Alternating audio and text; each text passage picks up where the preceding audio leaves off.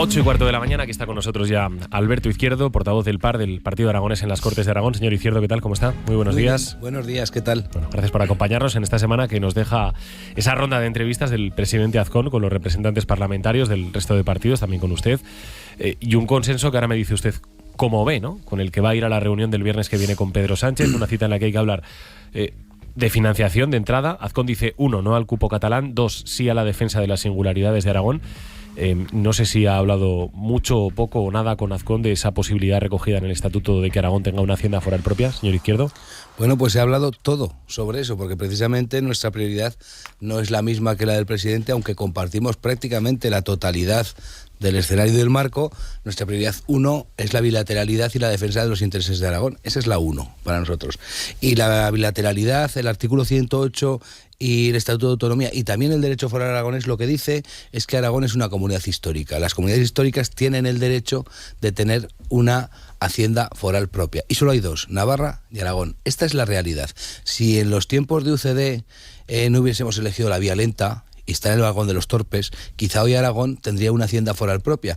¿Y por qué no la podemos reclamar si nos corresponde por derecho? Porque si no tendríamos que pedir el cuponazo como los catalanes y los vascos, porque no les corresponde y lo que piden ellos es algo anómalo. Lo que pedimos nosotros lo dice el Estatuto de Autonomía y, como digo, los fueros de Aragón, nuestro derecho foral. ¿Por qué sería bueno para Aragón tener una hacienda foral propia? Sería bueno para Aragón porque, en primer lugar, tener una hacienda foral no es ser insolidario, no es dejarte participar de la pluralidad, es gestionar todos tus recursos y si tienes que devolver una parte los devolverás y si tienes que recibir una parte la recibirás, pero es gestionar todos tus recursos. Y os voy a poner un ejemplo que los aragoneses vamos a entender enseguida, siempre lo pongo. Todos viajamos alguna vez y cruzamos Navarra y nos asombramos de las infraestructuras que tiene Navarra. Aragón podría tener las mismas infraestructuras si la ejecución presupuestaria del Gobierno de España hubiese sido del 100% en los últimos 30 años. Es así de fácil. ¿Qué es lo que nosotros decimos? Si tenemos hacienda foral, también podremos ejecutar nosotros las infraestructuras estatales con la financiación del Estado. Seremos los encargados mediante una encomienda de gestión de ejecutar. ¿Alguien tiene alguna duda de que si Aragón tuviese la ejecución de las infraestructuras, la autovía que sube al Pirineo no estaría donde está y estaría terminada?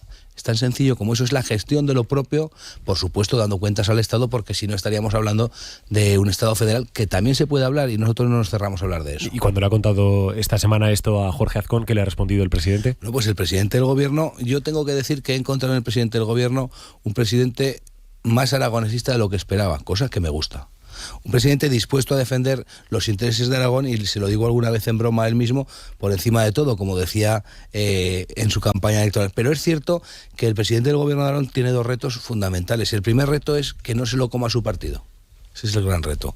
Que el Partido Popular de España no se acabe comiendo al presidente de Aragón como se comió el Partido Socialista de España al presidente Lambán antes de que pasase a la fase de alumno contestón que está ahora, que levanta la mano y dice: yo no estoy de acuerdo, profe, con el señor Paje. Hasta que hizo eso, el señor Lambán fue a pie juntillas siguiendo lo que decía el PSOE. Ahora mismo el presidente de Aragón tendrá que levantar la voz y le tendrá que llevar la contraria al de Valencia y le tendrá que llevar la contraria al de Baleares y le tendrá que llevar la contraria al andaluz y tendrá que decirle a Ayuso que la comunidad más insolidaria de España es Madrid.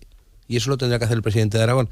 ¿Y eso gustará en su partido? Pues seguramente no. Ahí veremos, como digo, pues esa valentía que yo de verdad que sí que se la presupongo al presidente, por lo que le conozco. ¿Y qué le ha dicho cuando le ha pedido que reivindique ante Pedro Sánchez la hacienda foral propia? Bueno, lo que dice el presidente Azcón es que lo más importante y lo primero es conseguir que seamos capaces de tener una financiación justa, cosa que comparto.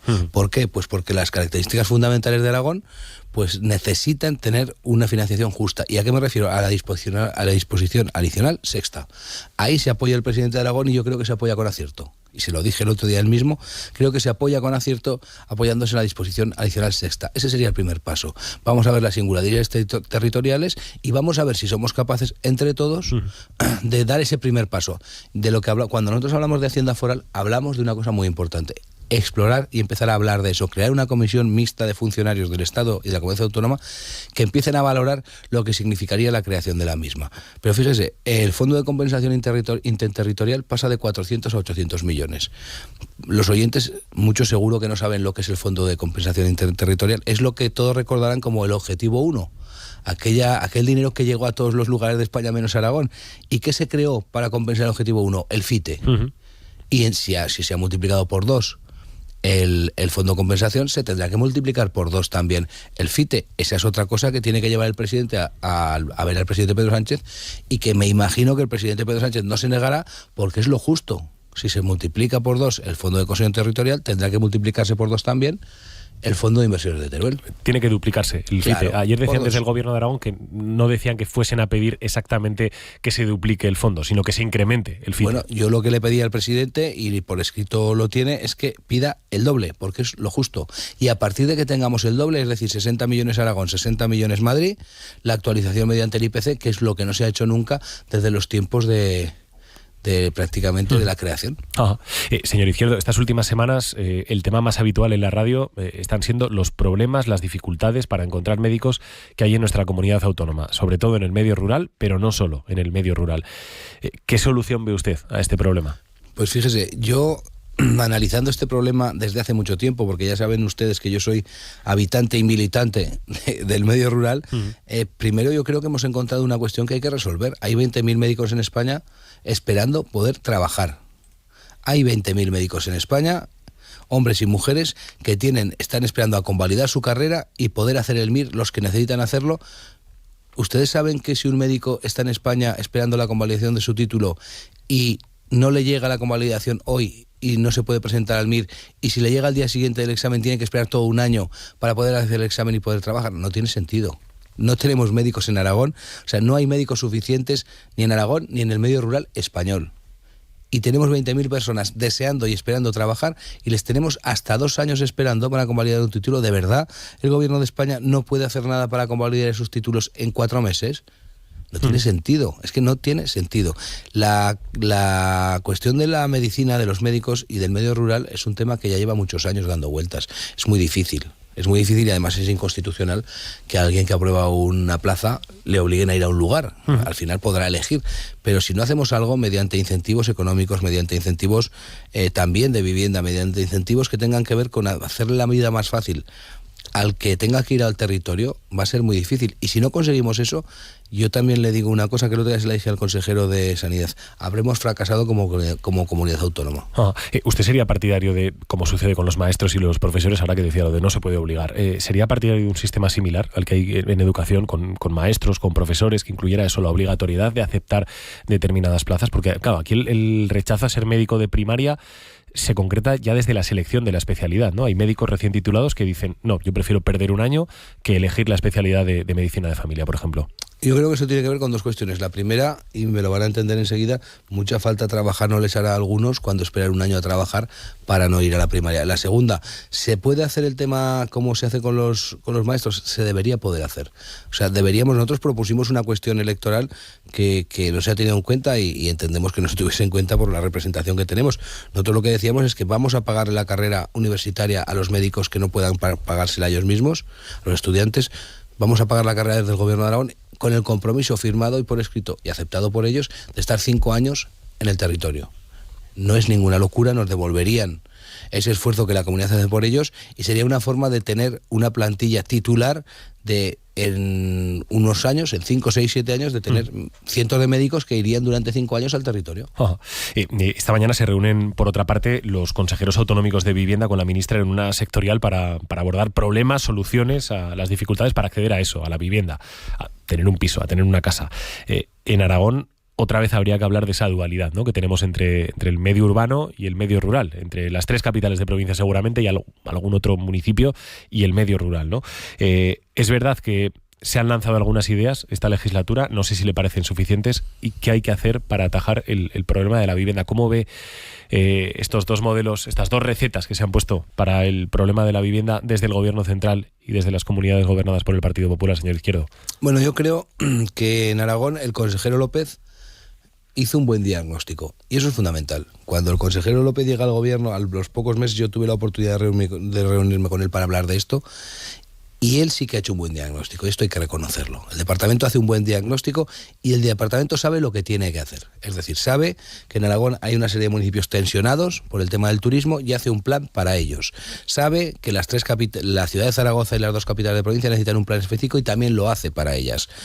Sabe que todos los municipios de Aragón, porque es el principal problema, si se hiciese una encuesta del CIS de alcaldes del principal problema, la vivienda es el principal problema.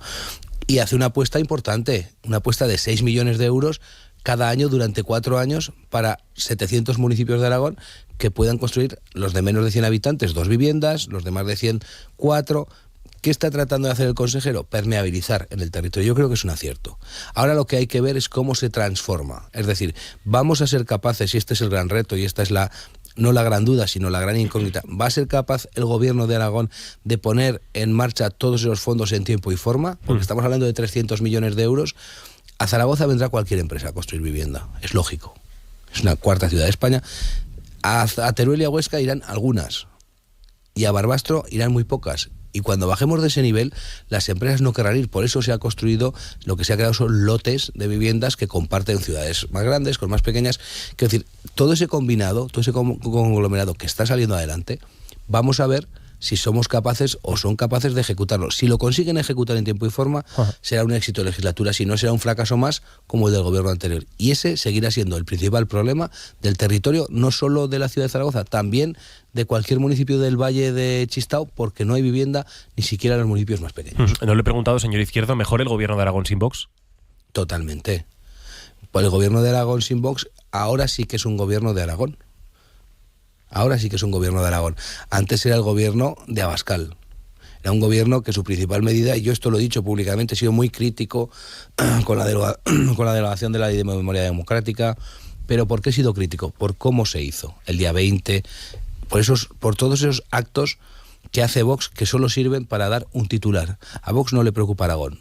A Vox no le preocupan los aragoneses, lo digo abiertamente, a Vox le preocupa el golpe del titular, del odio, del insulto. Hemos visto lo que pasó en la localidad de Mora de Rubielos hace poco menos de un mes, cuando a un grupo de inmigrantes de Mali, refugiados políticos, les llaman menas, cuelgan carteles, asustan a la gente. Lo único que están generando es odio. ¿Por qué? Porque yo creo que a Aragón les importa muy poco. La semana pasada se quedó sin preguntar en la sesión de control al gobierno. No sé si han recibido alguna explicación de la presidenta de las Cortes de cómo y por qué van a ser las cosas a partir de ahora, si van a ir al Constitucional con este asunto definitivamente. Le voy a dar un dato fundamental que es el que explica todo. En el mes de julio, Vox sale del gobierno. En el mes de septiembre, el Partido Aragonés se queda sin preguntar al presidente. ¿Qué ha cambiado en el Partido Aragonés? Nada. Somos el mismo grupo, tenemos los mismos directores generales.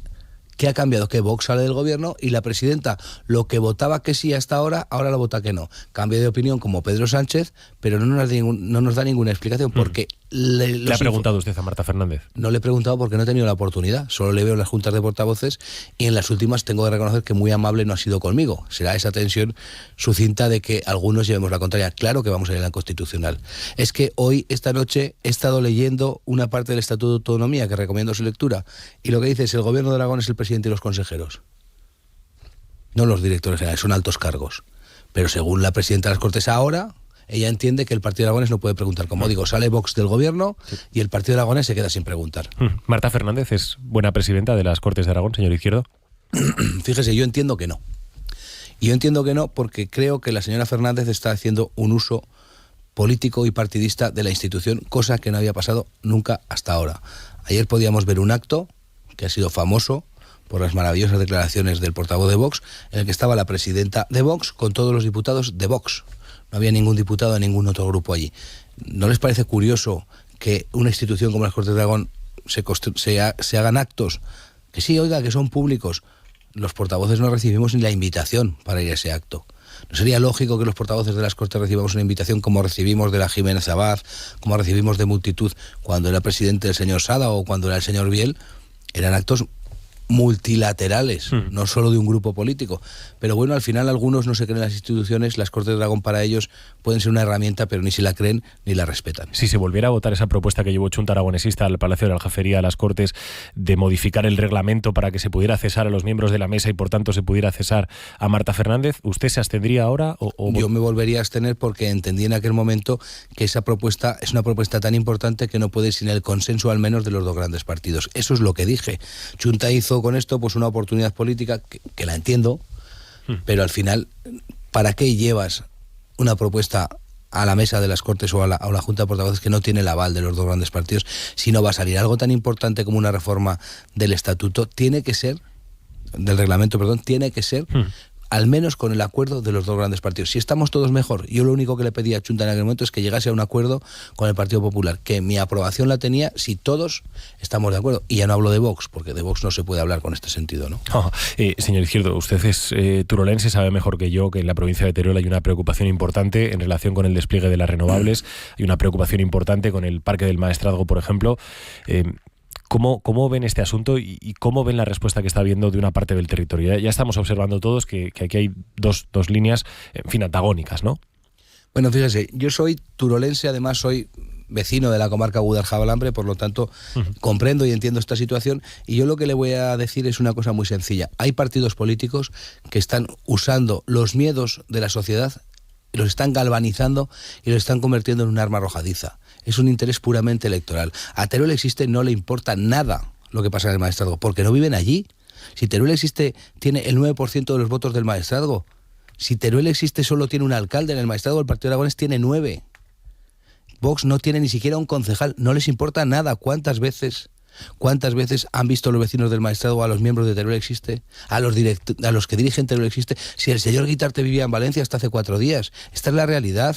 Si la diputada de Teruel Existe, de Teruel, está viviendo en un pueblo, dice que está viviendo en un pueblo los fines de semana y vive en la ciudad de Teruel también. La realidad es que son gente urbana que está utilizando los miedos de la sociedad para arrojarlos contra. Y yo lo que le pregunto a Teruel Existe, lo que le pregunto ahora a Vox, que está en contra del cambio climático, pero también está en contra de las renovables, pero también está a favor de la Agenda 2030 y de la Red Natura 2000. Algo inexplicable. Yo lo que les pregunto es, si un territorio va a unas elecciones, se aprueba y se ganan las elecciones con un proyecto político de muchos alcaldes, de muchos colores políticos, que es la instalación de unos parques de energías renovables que los tienen a 10 metros, por cierto, el caso de Tronchón, a 10 metros están los molinos de Castellón, que no les molestaron a nadie. Fíjese, la gente que hoy se manifiesta en contra de Teruel Existe y de Vox es la misma que se manifestó en contra de la central térmica de Andorra y es la misma que se manifestó en contra del derribo de la central térmica de Andorra. Lo que quieren es que no se haga nada en el territorio, que cada vez seamos menos, y cuando quedemos muy poquitos, si puede ser que seamos unos mantenidos para que les votemos a ellos. Eso es comunismo, que algunos lo entiendo, en el caso de Teruel Existe lo entiendo, es comunismo ideológico. Lo que no entiendo es a Vox. ¿Cuál es su alternativa para el territorio? Oiga, que le paguen lo mismo que en los parques naturales en los pueblos del Maestrazgo, que llamen al alcalde de Tellasín y que le pregunten lo que cobra por el parque natural. Yo le he preguntado, 7.000 euros. Con 7.000 euros del Parque Nacional de Ordesa y Monte Perdido, un municipio de 200 habitantes tiene una compensación económica. ¿De qué estamos hablando aquí? Aquí de lo que estamos hablando es de la falsedad absoluta de grupos políticos que solo utilizan, como digo, los miedos de la gente para arrojarlos. Que vayan al Maestrazgo, que se sienten con la gente del Maestrazgo y que le expliquen por qué los vecinos del Maestrazgo no pueden decidir por sí mismos. ¿Por qué? ¿Son más tontos los vecinos del Maestrazgo que los vecinos de Zaragoza, los de Huesca o los de Teruel? Y si tan buena noticia es la creación de estos parques, ¿por qué hay tanto rechazo, señor Izquierdo? Pero califique, fíjese, ¿cuál es el rechazo? ¿Cuánto es el rechazo? Partido Aragonés, Partido Socialista y Partido Popular fueron a las elecciones apoyando ese proyecto. El 91% de los votos del Maestrazgo. Pero eso es resumir que solo les votaron por apoyar eso. No, es que era una cuestión principal, porque en torno a ese proyecto, hay muchas cosas. No estamos hablando, y algunos malintencionadamente hablan, no, es que esto va a ser para hacer piscinas. No. Esto va a ser para que algunos puedan tener un transporte digno, porque hoy no lo tienen. Por ejemplo, cuando alguien tiene que bajar al hospital, si no tiene vehículo y no va en la frecuencia del autobús, no puede ir, pues a lo mejor ahora tiene un taxi que le lleve. Porque algunos, para ponerse a trabajar cada día en su negocio de su pueblo, tienen que abrir la puerta en una situación de desventaja, porque no hay vivienda pública, porque no hay locales para alquilar, ni se pueden construir naves, porque hay una falta tan grande de recursos que no es solo lo público lo que lo tiene que hacer, pero si los ayuntamientos son capaces de generar economía, serán capaces de generar riqueza, y también porque así se crearán puestos de trabajo. Oiga, serán muy pocos, muchos más de los que hay ahora. Ahora bien, si los molinos pueden estar en Castellón y nos parece bien, es que ahora se manifiestan los de Castellón. No se manifestaron cuando pusieron los suyos. ¿Cuántos megavatios tiene instalados Morella? Y hay turismo y funciona y es un pueblo que va adelante. ¿Qué pasa? Que si se instalan los de Teruel, los pueblos de Teruel no van a funcionar. ¿No les parece un poco injusto que solo se critiquen los aerogeneradores que se ponen en Teruel y sobre todo los que ponen las empresas aragonesas? ¿No parece un poco extraño todo esto? Antes de terminar, señor Izquierdo, aprovecho y le pregunto, ¿cómo están las cosas en el PAR? ¿Cómo están las cosas en su partido? Pues fíjese, las cosas en nuestro partido están mejor y yo creo que pronto seremos capaces de dar alguna noticia que sorprenderá. ¿Qué noticia? pues alguna noticia que sorprenderá. Y ustedes saben que dicen que después de la tormenta siempre llega la calma. Pues bueno, yo creo que estamos en un momento de calma y estamos en la previa de dar, yo creo que a los aragoneses buenas noticias. ¿Eso quiere decir que va a volver algunos de los que se fueron, por ejemplo? Bueno, yo creo que eso quiere decir que las heridas con el tiempo se cierran, y cuando se cierran las heridas, pues comienza una etapa diferente, una etapa de encuentro, de ilusión y de ser capaces de volver a entendernos. Y yo creo que estamos más cerca de esa etapa que de la anterior. ¿Y quién vuelve entonces, señor Izquierdo? Por el momento estamos los que estamos, somos los que somos, pero como se suele decir, y como decía la canción de Amaral, ¿verdad? Son mis amigos. Pues bueno, como son mis amigos, vamos a intentar que estemos todos los que tenemos que estar, y alguno de los que se fueron, pues yo creo que volverá y será una buena noticia. ¿Cuándo va a celebrarse el Congreso del Partido Aragonés? Pues eso se lo tienen ustedes que preguntar al ilustre letrado de la Comunidad Autónoma, el señor de Pedro, que pidió la ejecución de sentencia, o sea, que pidió el restablecimiento de sus derechos como militante hace 4 meses, que podría haber pedido la ejecución de la sentencia y no la pide. Entonces nosotros estamos aquí haciendo de administradores concursales. El que les habla paga las nóminas de los trabajadores del partido todos los meses, porque si fuese por el señor de Pedro llevarían 4 meses sin cobrar. Pagamos la luz de nuestra sede, respondemos a las notificaciones y seguimos haciendo, pues como le digo, de administradores concursales de este partido que el señor de Pedro, con una intención absolutamente política, está intentando matar. Pero yo creo que no lo va a conseguir, fíjese, yo creo que se avecinan tiempos de cambio y que no lo va a conseguir. ¿De cambio con las mismas siglas o no, en ese encuentro que decía usted podría hablar? De cambio en el que el señor de Pedro tendrá que explicar a mucha gente por qué intenta matar al Partido de Aragones, y ahora que tiene la oportunidad, por qué no pide la ejecución de sentencia, y la estamos teniendo que pedir nosotros mismos, pidiéndole al juez, oiga, por favor, déjenos ejecutar la sentencia, porque si no nuestro partido se muere. ¿Por qué un militante de un partido se intenta cargar su partido? Igual hay una explicación, porque ese militante de ese partido está nombrado en un cargo y no lo ha nombrado el Partido de Aragones. Igual tiene un encargo que no nos puede contar a ninguno, pero seguro que en el futuro, ya le digo, muy pronto tenemos novedades que cambian el mapa, y sobre todo que cambian la perspectiva de lo que puede ser el aragonesismo en el futuro. Alberto Izquierdo, portavoz, diputado del PAR, muchísimas gracias por haber estado esta mañana. Gracias a vosotros, buenos días. Un poquito más tarde de lo habitual, y 37, pero abrimos ya la tertulia. El evento más esperado de las fiestas del Pilar, Espacio City, llega con una importante novedad: cuidar el entorno de la mano de Endesa. La Energética se une de nuevo al festival como patrocinador, poniendo la sostenibilidad en primera línea. Del 5 al 13 de octubre, Fiestas del Pilar 2024. Celebramos la declaración como bien de interés cultural de nuestra comparsa de Gigantes y Cabezudos, uno de los iconos de Zaragoza. Este año, ponte el cachirulo y vive unas fiestas gigantes. Ayuntamiento de Zaragoza. En las Fiestas del Pilar vuelve la Feria General, el plan perfecto para pasar las fiestas en familia. Atracciones infantiles, exposiciones, hogar, gastronomía, espectáculos y el tradicional pabellón de las Fuerzas Armadas. Te esperamos del 9 al 13 de octubre en Feria de Zaragoza. Ven con nuestro bus gratuito. Del 4 al 13 de octubre, Luis Pardos presenta a Manolo Rollo en el espectáculo Tozudo hasta el final. Ven a divertirte. Te lo digo yo, que soy muy tozudo. La Agencia de las Cualificaciones Profesionales de Aragón te ayuda a acreditar las competencias profesionales adquiridas a través de tu experiencia laboral. Consulta los requisitos en peacaragón.es y podrás obtener un certificado oficial. Lleva tu experiencia laboral al siguiente nivel. Gobierno de Aragón. Historia de Aragón, con Sergio Martínez y Santiago Navascués. El 11 de diciembre de 1738, y tras casi 1700 años enterrada en el olvido, el nombre de una ciudad sepultada por un volcán volvía a pronunciarse entre sus restos. Este sábado, a partir de las 3 de la tarde en Historia de Aragón, te contamos cómo el ingeniero aragonés Roque Joaquín de Alcubierre fue el primero en excavar las ciudades de Pompeya y Herculano, cambiando para siempre la historia.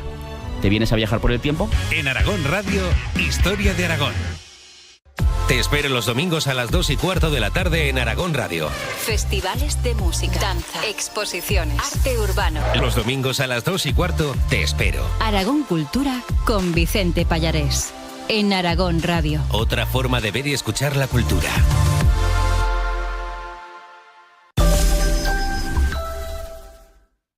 Picture me upon your knee with tea for two and two for tea. Me for you and you for me alone. Nobody near us to see us or hear us, no friends or relations, weekend vacations, we won't bring our telephone, dear. Day will rig, all awake and stop to bake a sugar kick for you to take and all the boys to see. We will raise a family, a boy for you. Can't you see how happy we would be? Buenos días, Aragón, con Javier de Sola. Y hoy en el tiempo de tertulia con Juan David Gómez Quintero, sociólogo, profesor de Trabajo Social de la Universidad de Zaragoza. Juan David, ¿qué tal? Muy buenos días. Muy buenos días. Con Mónica Fuentes, periodista Heraldo de Aragón. Mónica, muy buenas. Buenos días. Y con Enrique Serveto, corresponsal de ABC en Bruselas. Hola Enrique, ¿qué tal? Muy buenos días. Buenos días, bonjour desde Bruselas. Habría que añadir ilustre vecino de Castejón en esa presentación de Serveto, evidentemente, pero ya se sobreentiende, vamos. Se sobreentiende. Es que ya no hay que decirlo. Es y que si ya no, ya lo diré luego, no te preocupes. Sí, luego meterás alguna cuña. Estábamos ya en los minutos de pretertulia, analizando ya esta entrevista que manteníamos ahora con Alberto Izquierdo. Ahora voy con los tres, que seguro que, bueno, ya sé que la han estado escuchando porque estábamos comentando ya. Pero antes, invitación a los oyentes a que participen también con nosotros, Esperanza, en el 608-578-412. Hoy con una pregunta clara y directa. ¿Qué es ser un buen médico? Ser un buen médico significa tener competencias, tener muchos conocimientos, tener habilidades y sobre todo yo creo que hay tres cosas que se valoran, que es la profesionalidad, el humanismo y la ética. Esto es lo que nos ha contado Verónica Casado, mejor médica de familia del mundo en el año 2018. Esta es una distinción internacional. Va a impartir una charla esta tarde en Teruel Capital.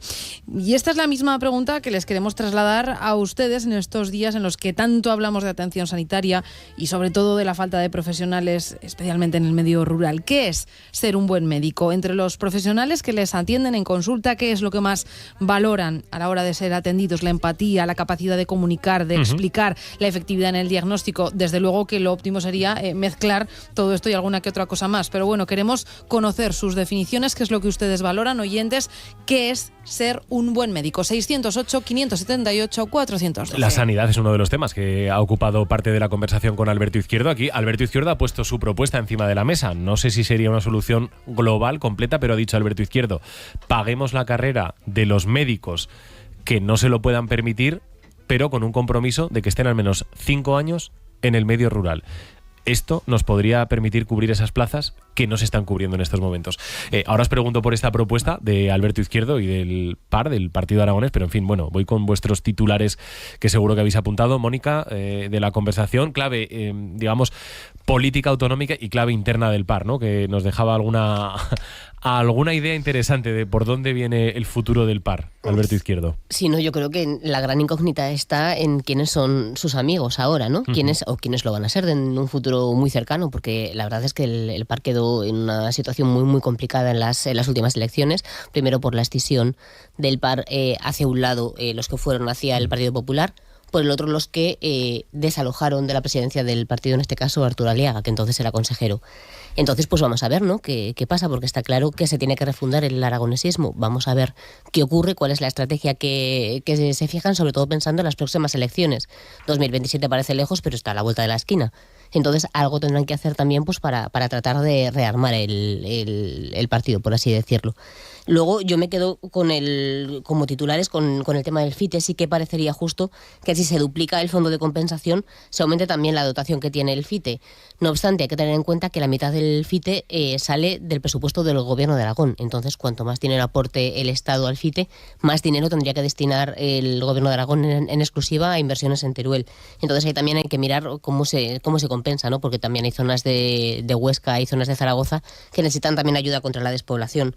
Y luego también pues su satisfacción, ¿no? Por la salida de Vox del Gobierno de Aragón. Ha llegado a decir que ahora sí es un Gobierno de Aragón y que antes estaba más condicionado por el tema de Vox. Luego a mí me da mucha pena también lo que está pasando en las Cortes de Aragón, ¿no? Es una cámara que tendría que ser de representación, donde la presidenta de las Cortes de Aragón tendría que tener un papel institucional y dar la misma representación a todos los partidos. Entonces yo creo que eso hasta ahora se había conseguido y ahora, pues por lo que comenta Alberto Izquierdo, lo vimos con la prueba del tema de las preguntas de la semana pasada.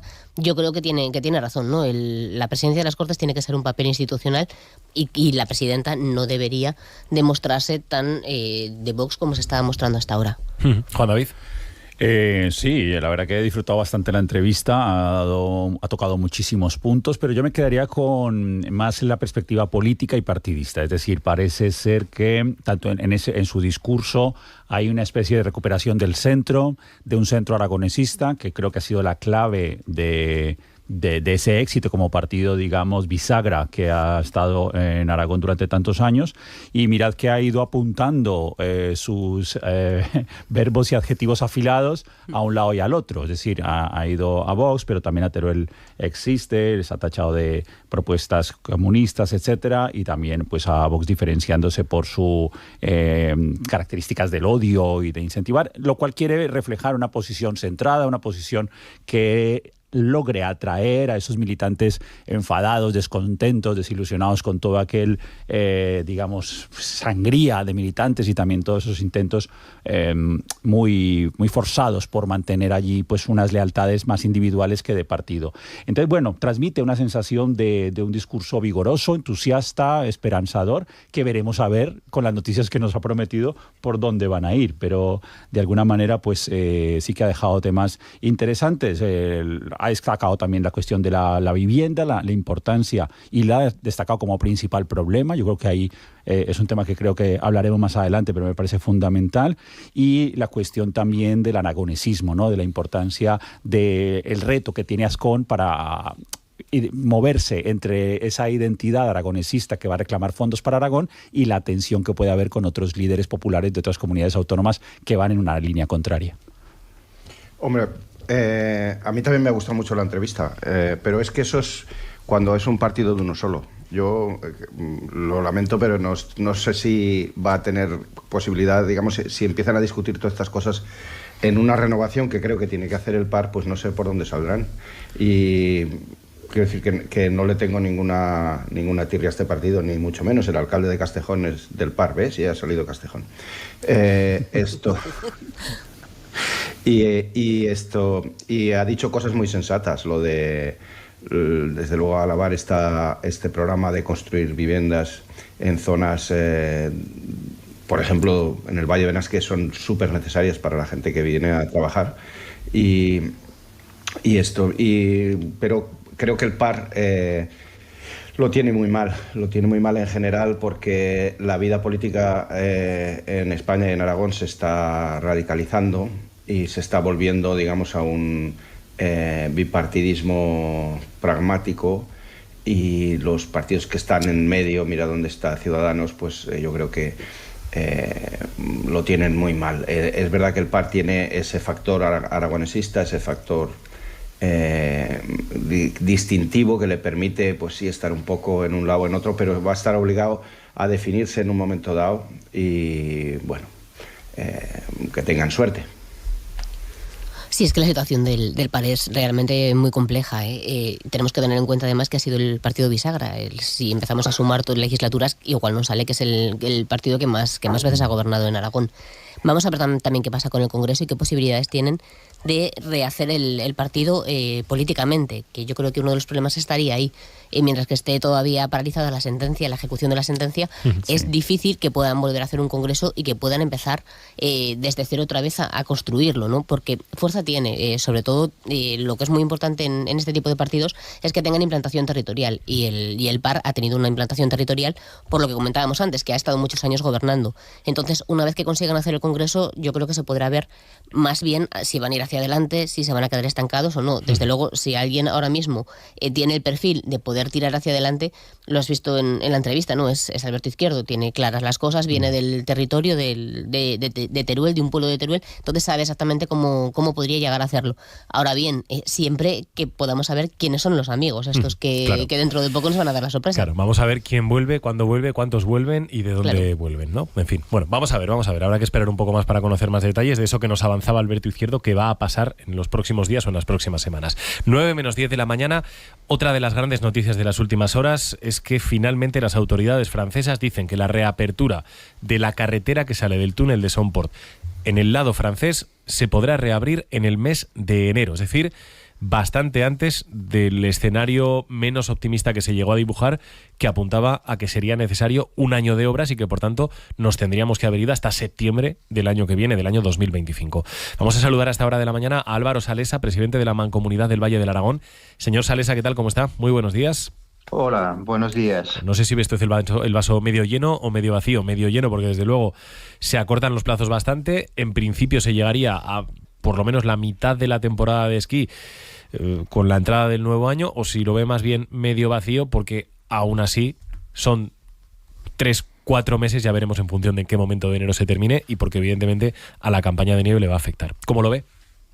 Bueno, que se acorte el plazo de la ejecución de las obras es una buena noticia, sin quitarle importancia a la gravedad que está planteando la situación, sobre todo en la economía del Valle, ¿no?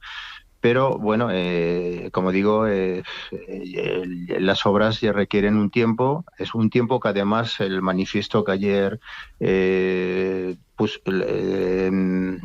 puso en comunicación la región Aquitania coincide con el tiempo que más o menos habían valorado ingenieros españoles. O sea que ahí hay una coincidencia. Indudablemente que se acorte es buena noticia, ¿no? No cabe duda. Ahora, el perjuicio para la economía pues está siendo evidente. Hasta la llegada de la campaña de nieve, que atrae evidentemente a mucho esquiador francés a la zona, ¿qué otros problemas está generando en el día a día el cierre de la frontera en el Valle, señor Salesa? Bueno, pues se está poniendo de manifiesto en las gasolineras que hay la carretera está con muy poco flujo de circulación, porque no ese trasiego que hay entre ambos valles, el Valle del Aragón y el Valle del Aspe, pues lógicamente se ha cortado, y eso se está notando en gasolineras, en restaurantes, en tiendas, en estancos, en fin, que en todos los aspectos se nota esta influencia, ¿no? Y específicamente en estos meses que nos vienen por delante, octubre, noviembre y diciembre, veremos cuánto de enero también. Ahí el daño que se provoca, ¿cuál es exactamente, señor Salesa? Bueno, es el que acabo de decir. O sea, la influencia más directa está en la economía del Valle, ¿no? O sea, luego hay otros daños añadidos. Por ejemplo, las empresas de transporte. En esta carretera pues hay un gran movimiento de camiones que transportan el maíz, que traen maíz de Francia, y que ahora lo tienen que hacer por otras fronteras, lo cual encarece bastante ese transporte. Estas compañías de transporte, pues lógicamente verán reducidos sus beneficios si no rayan a lo mejor las pérdidas, ¿no? Hay también otras empresas de Sabiñánigo, por ejemplo, aragonesas, que transportaba productos químicos también por esta frontera, que también se ven perjudicadas. O sea, el transporte en general se ve perjudicado, además de lo que he añadido de la economía más local, más de los valles. Pero desde el punto de vista turístico, por ejemplo... También influye, porque ha pasado el verano y ya no es tanto, pero lógicamente a los fines de semana sigue habiendo un flujo de personas que tienen aquí su segunda residencia, y que el Valle del Aspe siempre es un atractivo por su patrimonio natural, para los que vivimos aquí, lo mismo que para ellos cuando vienen aquí, ¿no? Y claro que se notará también. Álvaro Salesa, muchísimas gracias por habernos acompañado. A vosotros, muchas gracias. Muy buenos días. Bueno, Enrique, menos tiempo del que se llegó a dibujar, pero al final 3-4 meses van a ser los que sean necesarios para arreglar la carretera. Suerte, que tengan suerte, porque en el Valle de Benasque llevamos 3 años con la carretera cerrada, o sea que y nosotros no tenemos salida a Francia, es decir que nos toca dar un rodeo tremendo. Bueno, pero se supone que será para bien. Estas cosas son inevitables, quiero decir que son cosas que no dependen de nadie, que han pasado, y por lo que decía el entrevistado, los planes de los franceses en este caso pues son sinceros y coinciden con lo que han programado los ingenieros españoles, lo cual significa que no hay aparentemente mala fe por parte francesa, como sí hay en otros sitios. Yo creo que en el túnel de Bielsa, por ejemplo, sí que hay mala fe. Pero muy bien, el valor de las comunicaciones. Esto es una inversión necesaria, que es que no podríamos vivir en el Pirineo sin comunicaciones, ¿no? Y esto, pues si sirve además para después ya pensar en el Canfranc, hombre, ves que no pasa nada, si volvemos a abrir el ferrocarril y todo eso, pues que ahí también creo que están de mala fe los franceses, pues creo que ayudará. Pero bueno, esto es paciencia, no hay otra. Bueno, yo no sé, no tengo muchas ganas de celebrar, en el sentido de que, no sé, considero que pobres son las expectativas si recibimos con fervor, con entusiasmo y con efusividad conformarnos por lo que ya teníamos. Entonces, de tal manera que, bueno, pues es una situación que se arrastra desde hace muchos años. Aragón tiene mucho más que perder que el departamento de los Pirineos Atlánticos, y yo creo que en ese sentido España pierde mucho más que lo que pierde Francia. En ese sentido, bueno, pues es reivindicar, por supuesto, exigir con la cordialidad, con la diplomacia al tratarse de un asunto internacional, pero seguimos muy por debajo de todo lo que supone la necesidad de un paso transpirenaico que consolide un transporte serio, riguroso de mercancías, de salida de toda la agroindustria aragonesa, del enclave logístico que tenemos especialmente en el Valle del Ebro, y creo que, bueno, pues que no estamos mirando al futuro para hacer grandes transformaciones en este sentido, que la cooperación transfronteriza se limita a volvamos a tener lo que se ha estropeado en lugar de mirar todo el potencial que podría tener. Pero claro, si una de las dos partes no quiere, e incluso como dice Enrique, claro, no solo no quiere, sino que tiene mala fe, pues ahí digamos que para mí predomina el escepticismo que la esperanza. Sí, es que parece que a Francia no le interesa, y hace muchos años que no le interesa, no le va a interesar en el futuro, a no ser que desde Europa le den un toque, ¿no? Y se mantenga la presión desde España.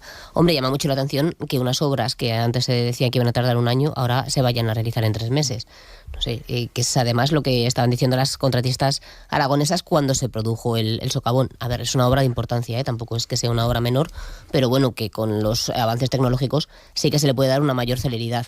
Y luego también vamos a ver cómo afecta la climatología al desarrollo de las obras, porque no es una climatología que vaya a ser benévola y que vaya a permitir avanzar antes con los trabajos. Igual ellos también, sabiendo que llega el invierno, esa es una de las bazas que juegan, ¿no? Pues luego la climatología hace que se tenga que avanzar más lento, pues dirán, es por culpa del clima y no por la nuestra. Entonces, bueno, por culpa del clima es que se ha roto eso, ¿no? Sí. Pero si queréis, es que yo tengo, claro, que decíais que les obliguen desde Europa no les van a obligar. O sea, en Europa lo que pueden hacer es financiarlo porque se trata de una obra transfronteriza. Yo es que es un tema que, como comprenderás, lo he seguido muy de cerca. No me refiero solamente a esta obra, Enrique, yo me refiero a que se pueda potenciar los pasos fronterizos también por el Pirineo, que yo creo que quizás como comunicaciones se podría también dar más prioridad a este paso por el Pirineo aragonés. Mira, yo llevo más de 20 años en Bruselas. El primer viaje de vuelta que hice en coche, pues ya antes de entrar en España, ya casi llegando al Valle d'Aran, en un pueblo francés que se llama Saint-Beat, ¿no? El último que hay se llama Fos, pues el anterior a Fos es Saint-Beat. Y en Saint-Beat paré porque estaba ya cansadísimo, y había una tienda que ponía ahí en un edificio precioso de piedra del 19, en fin, de la época de Napoleón III, que le dio por embellecer a todo el Pirineo francés. Y entonces paré ahí y estuve hablando con el dueño, y el dueño, te digo, hace 20 años, me dijo, no, yo vendo la casa porque, claro, por aquí pasan cada día, pues digamos, 5.000 coches, no sé cuántos son, pero vamos, muchísimos, por esta carretera, y no para ninguno, porque todos son franceses que van a comprar a España, van a Les, al Valle d'Aran, y ahí compran tabaco, gasolina, alcohol, verduras, todo, vuelven con la compra hecha. Claro, en todos los pueblos del lado de la frontera, en lo que sigue al Valle d'Aran, allí ya no hay ni panadería, o sea, nada. Entonces, la posición de Bruselas es decir, cuando os pongáis de acuerdo Francia y España, lo financiaremos. Y la posición de Francia es decir, bueno, cuando me lo pidan los habitantes y los negocios, del lado del Pirineo francés, entonces lo gestionaremos. Pero claro, es que a ellos no les sale a cuenta, porque lo poco... bueno, tienen bastante turismo, pero vamos, gran parte se iría a España, a hoteles del lado español, por ejemplo, ¿no? Entonces, de momento, la situación es tan desequilibrada que no hay posibilidad. Y yo ha habido tiempos en los que aquí en Bruselas el comisario de Transportes era un francés, y he tenido ocasión de hablarlo en persona. Pero, o sea, no hay manera. Ahora seguimos con la tertulia, llegamos a las 9 de la mañana, ahora seguimos con Enrique Serveto, con Juan David Gómez Quintero y con Mónica Fuentes, como siempre a las 9. Vamos a actualizar la información. La noticia, ¿dónde está ahora mismo? Ana Sánchez Borroy, buenos días. Buenos días de nuevo. Hablamos de multiplicar por 2 el FITE, que es la propuesta que el portavoz del PAR en las Cortes, Alberto Izquierdo, ha transmitido al presidente Jorge Azcón en su ronda de contactos para fijar la agenda de la reunión con Pedro Sánchez. Hoy, aquí en Buenos Días Aragón, Izquierdo ha pasado por los micrófonos, ha explicado que doblar ese FITE, como recuerda que ya ha pasado con el Fondo de Compensación Territorial, sería lo justo para nuestra comunidad. En total, serían 60 millones por parte de Aragón y otros 60 aportados por el Estado. Si se ha multiplicado por 2 el fondo de compensación, se tendrá que multiplicar por 2 también el FITE. Esa es otra cosa que tiene que llevar el presidente a ver al presidente Pedro Sánchez, y que me imagino que el presidente Pedro Sánchez no se negará, porque es lo justo. Si se multiplica por 2 el fondo de cohesión territorial, tendrá que multiplicarse por 2 también el fondo de inversiones de Teruel. Por lo demás, en Huesca, la consejera de Bienestar Social y Familia, Carmen Susín, visita hoy a los alumnos del programa Conectados a la Vida en San Lorenzo del Flumen. Es una iniciativa enfocada a romper la brecha digital entre el colectivo de personas mayores. María Ángel Pérez. Conectados a la Vida está dirigido especialmente a las personas mayores de 65 años que viven solas o en entornos rurales. En total se imparten en Aragón alrededor de 400 cursos. Uno de ellos, el del manejo básico del móvil, que conocerá la consejera en San Lorenzo de Flumen. Una formación que persigue que los alumnos puedan desenvolverse en gestiones cotidianas como solicitar citas médicas o tramitaciones bancarias. El proyecto, que cuenta con un presupuesto cercano a los 750.000 euros, está previsto que llegue este curso a unos 4.000 mayores de municipios de menos de 20.000 habitantes. En Zaragoza, uno de los principales espacios de las fiestas del Pilar, el recinto ferial de Valdespartera, apura sus últimas horas de preparativos antes de abrir al público. Guillermo Domingo. Lo hará a partir de mañana con cerca de 150 puestos de feriantes y también el espacio City, sus conciertos o la carpa del Oktoberfest. La alcaldesa de Zaragoza, Natalia Chueca, visita esta mañana a Valdespartera para conocer de primera mano los preparativos en este recinto ferial. Las ferias abrirán sus puertas mañana a las 5 de la tarde y estarán allí hasta el próximo 20 de octubre. Este año, entre las novedades, el recinto será el escenario de un espectáculo de drones nocturnos los días 7 y 8 de octubre. En deportes, la Sociedad Deportiva Huesca juega mañana contra el Cádiz, un partido en el que será baja Joaquín Muñoz. Pepe Borque, buenos días, cuéntanos. ¿Qué tal, Ana? Buenos días. El atacante sufre una lesión en el aductor largo del muslo izquierdo y se une a Javi Pérez con ausencias de cara al encuentro ante el equipo gaditano. A las 10:30 comenzará el último entrenamiento antes del partido y antes, en torno a las 10, está prevista la rueda de prensa habitual de Antonio Hidalgo. En el Real Zaragoza, el comité de competición retiraba ayer la tarjeta amarilla mostrada a Marcos Luna, mientras que desestimaba el recurso del conjunto zaragocista en torno a la expulsión de Lluís López, de manera que el central y Enrique Clemente serán baja por sanción, mientras que Keidi Bare seguía al margen del grupo. Además, la Sociedad Deportiva Tarazona empataba 0 ante el Real Unión de Irún en el encuentro de Liga aplazado de la quinta jornada y suma 3 puntos más que la zona de descenso. Por su parte, el Zaragoza Club de Fútbol Femenino fue eliminado de la Copa de la Reina tras perder por 0-5 ante Osasuna. Y nos queda el tiempo. Luismi Pérez, ¿qué tal? Buenos días. Buenos días. Se va la lluvia, pero nos va a quedar el fresco y el viento sobre todo. Mucho cierzo hoy en casi toda la comunidad y bastante fuerte. En la depresión del Ebro va a hacer que esa sensación de fresco sea creciente y por tanto una jornada de otoño plenamente. Eso sí, las nubes van a ser cada vez más escasas, el sol va a acabar luciendo en muchas comarcas, esta mañana todavía con algunas nubes bajas pegadas en las montañas de Zaragoza o de la provincia de Teruel, así como en la divisoria del Pirineo. Esas nubes en gran medida se van a acabar disipando. Mañana despertaremos otra vez con alguna niebla, básicamente en el valle del Jiloca, también del Turia, y mañana por la mañana incluso refrescará más que ahora. Buenos días, Aragón. Javier de Sola. 9 de la mañana, 4 minutos. Todos los años, porque trabajo con personas mayores, pero es para no contagiar a ellos, más que otra cosa, porque yo soy la que me muevo, porque soy de ayuda a domicilio y voy de un sitio a otro. Sí, nos vacunamos todos los años de la gripe y del COVID. Como cada otoño arranca la campaña de vacunación contra la gripe y como cada otoño Sanidad hace un llamamiento a los colectivos vulnerables para evitar que los contagios tengan consecuencias graves. ¿Por qué es importante vacunarse, Esperanza? Porque se prevé que el invierno sea complicado con más contagios y casos graves. De hecho, en las últimas 2 semanas la curva de enfermedades respiratorias ya está en ascenso. Venimos viendo un aumento del número de contagios. ¿Para qué sirve vacunarse? El año pasado, por ejemplo, se rebajaron en un 72% los ingresos hospitalarios. Lo explica el consejero de Sanidad, José Luis Bancalero. El número de atenciones en urgencias en menores de 5 años descendió casi un 35% y el número de ingresos hospitalarios por gripe descendió casi un 72%. Y ojo, porque además la gripe también aumenta el riesgo de sufrir infartos. Un ejemplo de ello es la evidencia científica que muestra que el riesgo de sufrir un evento cardiovascular, por ejemplo, un infarto de miocardio, es mayor entre las personas que recientemente han padecido una gripe si la comparamos con el resto de la población. Por esto y por algún motivo más, Sanidad hace un llamamiento a los colectivos de riesgo para que se vacunen. ¿Qué objetivo se marca el departamento? Varios objetivos. En primer lugar, incrementar el 43% de niños menores de 5 años vacunados el año pasado. Para ello se va a poner en marcha una campaña piloto en colegios de las 3 provincias. Empezará esta campaña el día 21, después del Pilar, y con ella se va a vacunar en los propios centros escolares a niños de 3 y 4 años. Los más pequeños, por un lado. En cuanto a los más mayores, se plantea llegar a más población mayor de 60 años porque el año pasado se superó por poco el 60% en este rango de edad y se marcan desde Sanidad llegar al 75%.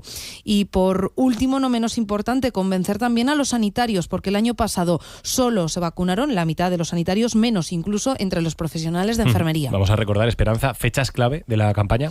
Para el grupo prioritario, residencias y mujeres embarazadas, el plazo ya está abierto. Se puede pedir cita en las consultas de enfermería. A partir del día 14 pueden pedir cita a los mayores de 85 años y sus cuidadores. Un poquito más tarde, el 21, empezará esa campaña de la que hemos hablado en infantil para menores de 5 años en los propios colegios. El día 28 de octubre, a final de mes, se abrirá el plazo para mayores de 65 años y ya en noviembre, a partir del día 11 de noviembre, se extenderá a mayores de 60 años y grupos de riesgo, donde este año se incluye además al personal de las guarderías. Hablamos de la gripe, pero aviso también sobre el coronavirus. Sí, porque esta vacuna también está a disposición de colectivos vulnerables y desde Sanidad recuerdan que estas son vacunas distintas cada año, que no sirve con no haberse vacunado en años anteriores, que las nuevas vacunas contemplan las nuevas cepas del virus, por lo que el personal de riesgo debe volver a inmunizarse. Y ojo, también se recuerda que ante cualquier síntoma respiratorio se recomienda volver a sacar del armario, estrenar de nuevo mascarilla para proteger a los demás. Estrenar mascarilla, no vayan a coger la que tenían por ahí de hace 3 o 4 años. Buscar esas cajas que seguro que todavía nos quedan en los armarios de mascarillas desechables. Que no es que yo lo haga, lo de coger la mascarilla de hace un par de años. Yo no miro a nadie. No, en absoluto.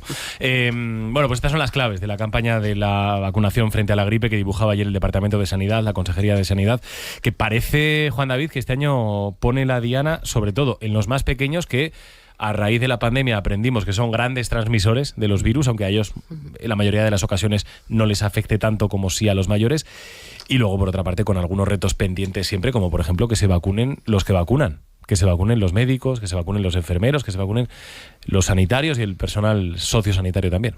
Sí, desde luego es un tema interesantísimo pues que estudian los y las epidemiólogas. Efectivamente, después de la pandemia se ha visto un incremento año tras año de no solamente el número de vacunados, sino también nuevos colectivos o nuevos grupos que han entrado en la vacunación, como ha señalado el caso de los niños o de otro tipo de trabajos que son, digamos, de alta transmisión o alto contacto con población vulnerable. Los objetivos suelen ir siempre dedicados al 75% de la población vulnerable y muchas veces los resultados pues están en torno al 65-70%. Aquí hay 2 cuestiones fundamentales. El primero, pues el de las condiciones de vida de la población, es decir, reducir la mortalidad de grupos de riesgo. Recordemos que la gripe común más o menos tiene niveles de mortalidad en torno a 10.000, 15.000 personas en España al año. Y estas vacunaciones podrían disminuir, por supuesto, esa mortalidad, pero también una cuestión por la política de costo y eficiencia del sistema sanitario. Estas vacunas valen 15 euros por persona, pero la cama de hospital por día vale 600 euros. Y la hospitalización suele ser promedio de 10 días. Estamos hablando que no vacunarnos y contraer, por ejemplo, una neumonía podrían suponer 6.000 euros de hospitalización al cabo de de unos días. Pero la cama de UCI valen 2.000 euros al día. Es decir, por una cuestión de cuidar nuestra salud, pero también cuidar nuestro sistema sanitario, vacunémonos, que estamos hablando de una relación de 15 euros frente a 6.000 euros. Y a mí en todo esto lo que me sigue llamando la atención es que solamente el 50% del personal sanitario se vacune. A ver, yo creo que las instituciones tendrían que ir un paso más allá, ¿no? Si no se vacunan, que lleven mascarillas de forma obligatoria. Más que nada porque están atendiendo a personas que están enfermas y pueden ser también un vehículo transmisor. Entonces, yo creo que con lo que hemos pasado en este país, tan reciente con la COVID, hay algunas situaciones que todavía me siguen sorprendiendo. Luego también, pues causa sorpresa, ¿no? Que solamente un 60% de los mayores de 65 años se vacunan de la gripe. Ellos tendrían que estar más concienciados que nadie sobre los daños que puede ocasionar el no protegerse frente a estas enfermedades. Entonces, pues vamos a ver si esta campaña se consigue ese objetivo, que es un objetivo muy ambicioso, porque pasar de un 60% a un 75% parece muy complejo, pero bueno, y vamos a ver también qué tal funciona esa campaña, esa prueba piloto de los niños de 3 y 4 años, porque quizás ahí también podrían estar muchas soluciones. Los niños están frecuentemente con los abuelos y sí que es verdad que pueden ser unos vehículos transmisores, y si se puede acotar ahí el inicio de la enfermedad, pues ganaríamos todos bastante. Enrique. No, yo soy de los que cree que cuantas menos medicinas mejor, pero las vacunas no entran ahí en esa consideración, porque las vacunas son sobradamente es sabido que son preventivas, es decir, que funcionan, vamos, no hay ninguna duda. La de la gripe, pues es verdad que a veces como cambia cada año, pues el ajuste es un poco más complicado, pero vamos, cada vez lo hacen mejor y vamos, no se me ocurre un pretexto, y menos, como decía Mónica, en trabajadores del sector sanitario para no vacunarse. Es tonto, ¿no? O sea, es como si te dicen, tenga, le regalo un extintor. Y dice, bueno, ¿para qué lo quiero? Y dice, bueno, pues no es seguro que se vaya a quemar la casa, pero si tienes una emergencia, pues es mejor tenerlo, ¿no? Y lo de las vacunas, pues es más o menos así. Yo creo que bueno, no lo sé, a ver, pero espero que funcione, ¿no? La campaña, yo me voy a vacunar, vamos, eso está seguro. Muy bien, yo también, aquí para animar a la gente. Y siguiendo con la analogía que ha estado muy bien, la del extintor de Enrique, pues claro, no valora lo mismo el extintor quien ha vivido un incendio a quien nunca lo ha vivido. Entonces, exacto, hemos vivido un incendio llamado pandemia. El tema es que normalmente nuestros comportamientos colectivos son reactivos ante el miedo, la preocupación. Entonces, los niveles de vacunación posteriores a la pandemia fueron altos, pero cada año va disminuyendo. ¿Por qué? Porque ya, bueno, nos relajamos, pues ya lo vemos más distante, ya nos parece que no es tan grave, y eso puede hacer, digamos, bajar la guardia de estas políticas de prevención y de salud pública, que esperemos que no vayan, digamos, en contravía de las propias deseos de reducir esta mortalidad y de mejorar los niveles de cobertura de la población. No solo los elementos estos de que se confía la gente, sino que en las redes sociales sigue habiendo mensajes de estos apocalípticos y completamente estrafalarios. Ahora, diciendo que hay muchísimas enfermedades que vienen de las vacunas, ya no del COVID, sino de la polio, ya de vacunas ya desde los años 60. Es decir, hay gente que se inventa estadísticas de todo, ¿no? Y hay mensajes apocalípticos de estos completamente incomprensibles que circulan, y mucho por redes sociales. Eso yo creo que habría que tratar de combatirlo. Sí, mucho cuidado también con lo que se difunde a través de las redes sociales. Hay que cogerlo siempre con pinzas y comprobar muy bien si es así o no. Y yo solamente, pues sí invitaría a seguir utilizando las mascarillas. Vimos durante la pandemia que funcionaron, entonces yo creo que llegados ya, no en este mes, sino en diciembre, enero, febrero, que son los meses con más pico de incidencia de gripe, pues que la gente utilice también las mascarillas para no contagiar y para no contagiarse. Y 14, las 9 de la mañana. Vamos con más cosas. Hoy también protagonista la vivienda, porque hoy tenemos sectorial, reunión entre el Ministerio y las comunidades autónomas para tratar diferentes asuntos, entre otros el próximo Plan Estatal de Vivienda y la siguiente convocatoria del bono de alquiler joven. En cualquier caso, en este escenario de que el Ministerio sostiene que hay comunidades autónomas, la mayoría, porque la mayoría están gobernadas por el Partido Popular, que son insumisas con la ley de vivienda. Se refiere, en fin, al no cumplimiento de algunas cosas que el gobierno quiere que hagan las comunidades autónomas, pero que las comunidades autónomas del Partido Popular hoy le van a decir a la ministra que en qué son insumisas, exactamente que qué es lo que no están cumpliendo. De fondo, al final, dos modelos, dos recetas muy diferentes para solucionar un problema que tenemos ante nosotros, y es el problema del acceso a la vivienda. ¿Cómo estáis viendo estas diferencias, esta disputa entre el Ministerio y las comunidades autónomas del PP, Mónica? A ver, es un problema y gordo, y por diferentes motivos. En concreto, el segundo, primero, según el CIS, ¿no? Antes que hablábamos con Alberto Izquierdo de cuáles son las principales preocupaciones. El problema es que tenemos una ley de vivienda que regula una competencia que está en manos de las comunidades autónomas. Y es verdad, tenemos comunidades autónomas que llevan años intentando desarrollar una ley de vivienda sin éxito, porque cada vez que llega a las Cortes, finaliza la legislatura, decae y hay que empezar otra vez de nuevo. Y tenemos un Estado que aporta la gran mayoría de los fondos para vivienda y sin embargo no tiene la competencia. Entonces, ¿qué puede hacer ahora el Estado? Pues decir que si las comunidades del Partido Popular, la mayoría, pues como estábamos hablando, no aplican esa ley de vivienda, son insumisos, puede vincular la concesión de los fondos a las que sí cumplan. Entonces, pues vamos a ver, porque la verdad es que es un problema que está bastante enquistado, es la segunda preocupación, como decíamos, del CIR, y yo la solución la veo bastante difícil. No es difícil. La solución es muy sencilla. Y puedo aprovecharme. Podría ser sencilla, pero en el ambiente político en el que nos estamos moviendo ahora mismo, todo parece un grandísimo reto imposible de ejecutar. Pero la solución es muy sencilla, que es construir más vivienda. Sí, claro, pero eso no es de la noche a la mañana, van a pasar años hasta que... Pero ya eso lo sabemos también desde hace mucho tiempo y no se ha hecho.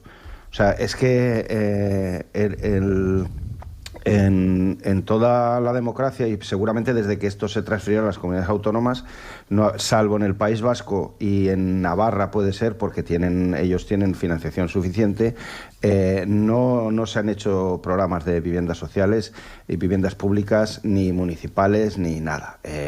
Alguna cosa simbólica, pero nada, todo irrelevante. Y el problema parte de una mala concepción del problema. O sea, las recetas que ha aplicado el gobierno, donde ha podido, por ayuntamientos amigos, léase Barcelona, etcétera, etcétera, no ha hecho más que agravar el problema. O sea, la receta del gobierno es equivocada. Y se ha visto, es decir, es un dato empírico, no ha hecho más que subir el alquiler. Y las comunidades autónomas, como dices tú, no hacen nada por A, por B o por C, pero porque están bloqueadas o porque se bloquean ellas solas, o porque no tienen dinero. Pero la solución, no existe otra solución, que es construir más vivienda. ¿Quién debe hacerlo? Pues como el Estado probablemente no puede todo, pues habrá que intentar favorecer que se construyan más viviendas con dinero privado. Pero el problema es que el ambiente que ha creado el gobierno con sus socios no permiten. Yo ahora mismo, desde luego, si fuera un inversor, Dios me libre, no invertiría en vivienda, por la sencilla razón de que no hay seguridad jurídica. No sabes qué va a pasar, no sabes en qué condiciones se va a poder alquilar, etcétera, etcétera. Es decir, es muy sencillo, construir más vivienda y se acabó. Y lo puedo decir porque yo sé aquí en Bélgica hay la semana que viene elecciones municipales, y en el municipio donde yo vivo, pues yo sé exactamente cuántas viviendas sociales hay y cuántas, porque dependen del ayuntamiento. Y sé perfectamente que el alcalde está empeñado en seguir construyendo más. Y eso es lo único que hace que los precios de la vivienda y del alquiler se mantengan estables, porque se aumenta la demanda. Juan David. La oferta, quiero decir.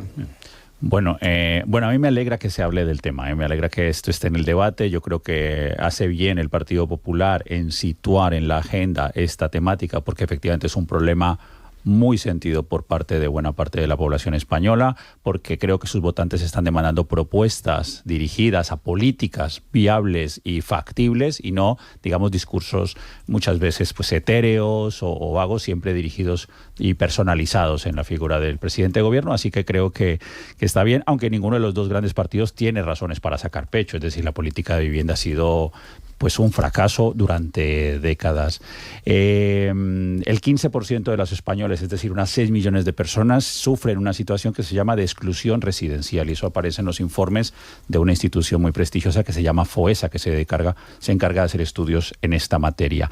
Y de estos, un 40% dedica casi la mitad de sus ingresos a pagar la vivienda. Es decir, estamos hablando de un problema muy serio de exclusión y de estrés hipotecario para muchas familias. En 2015 se llegaron al suelo, digamos, después del pinchazo de la burbuja inmobiliaria entre 2008 y 2015 se tocó suelo. Una vez que se tocó suelo, empezó a crecer otra vez estos precios, de tal manera que hasta 2023 la compra ha subido un 47% y el alquiler un 58%, datos del Instituto Nacional de Estadística. Es decir, el incremento espectacular del alquiler ha sido algo que está generando mucho malestar entre las personas.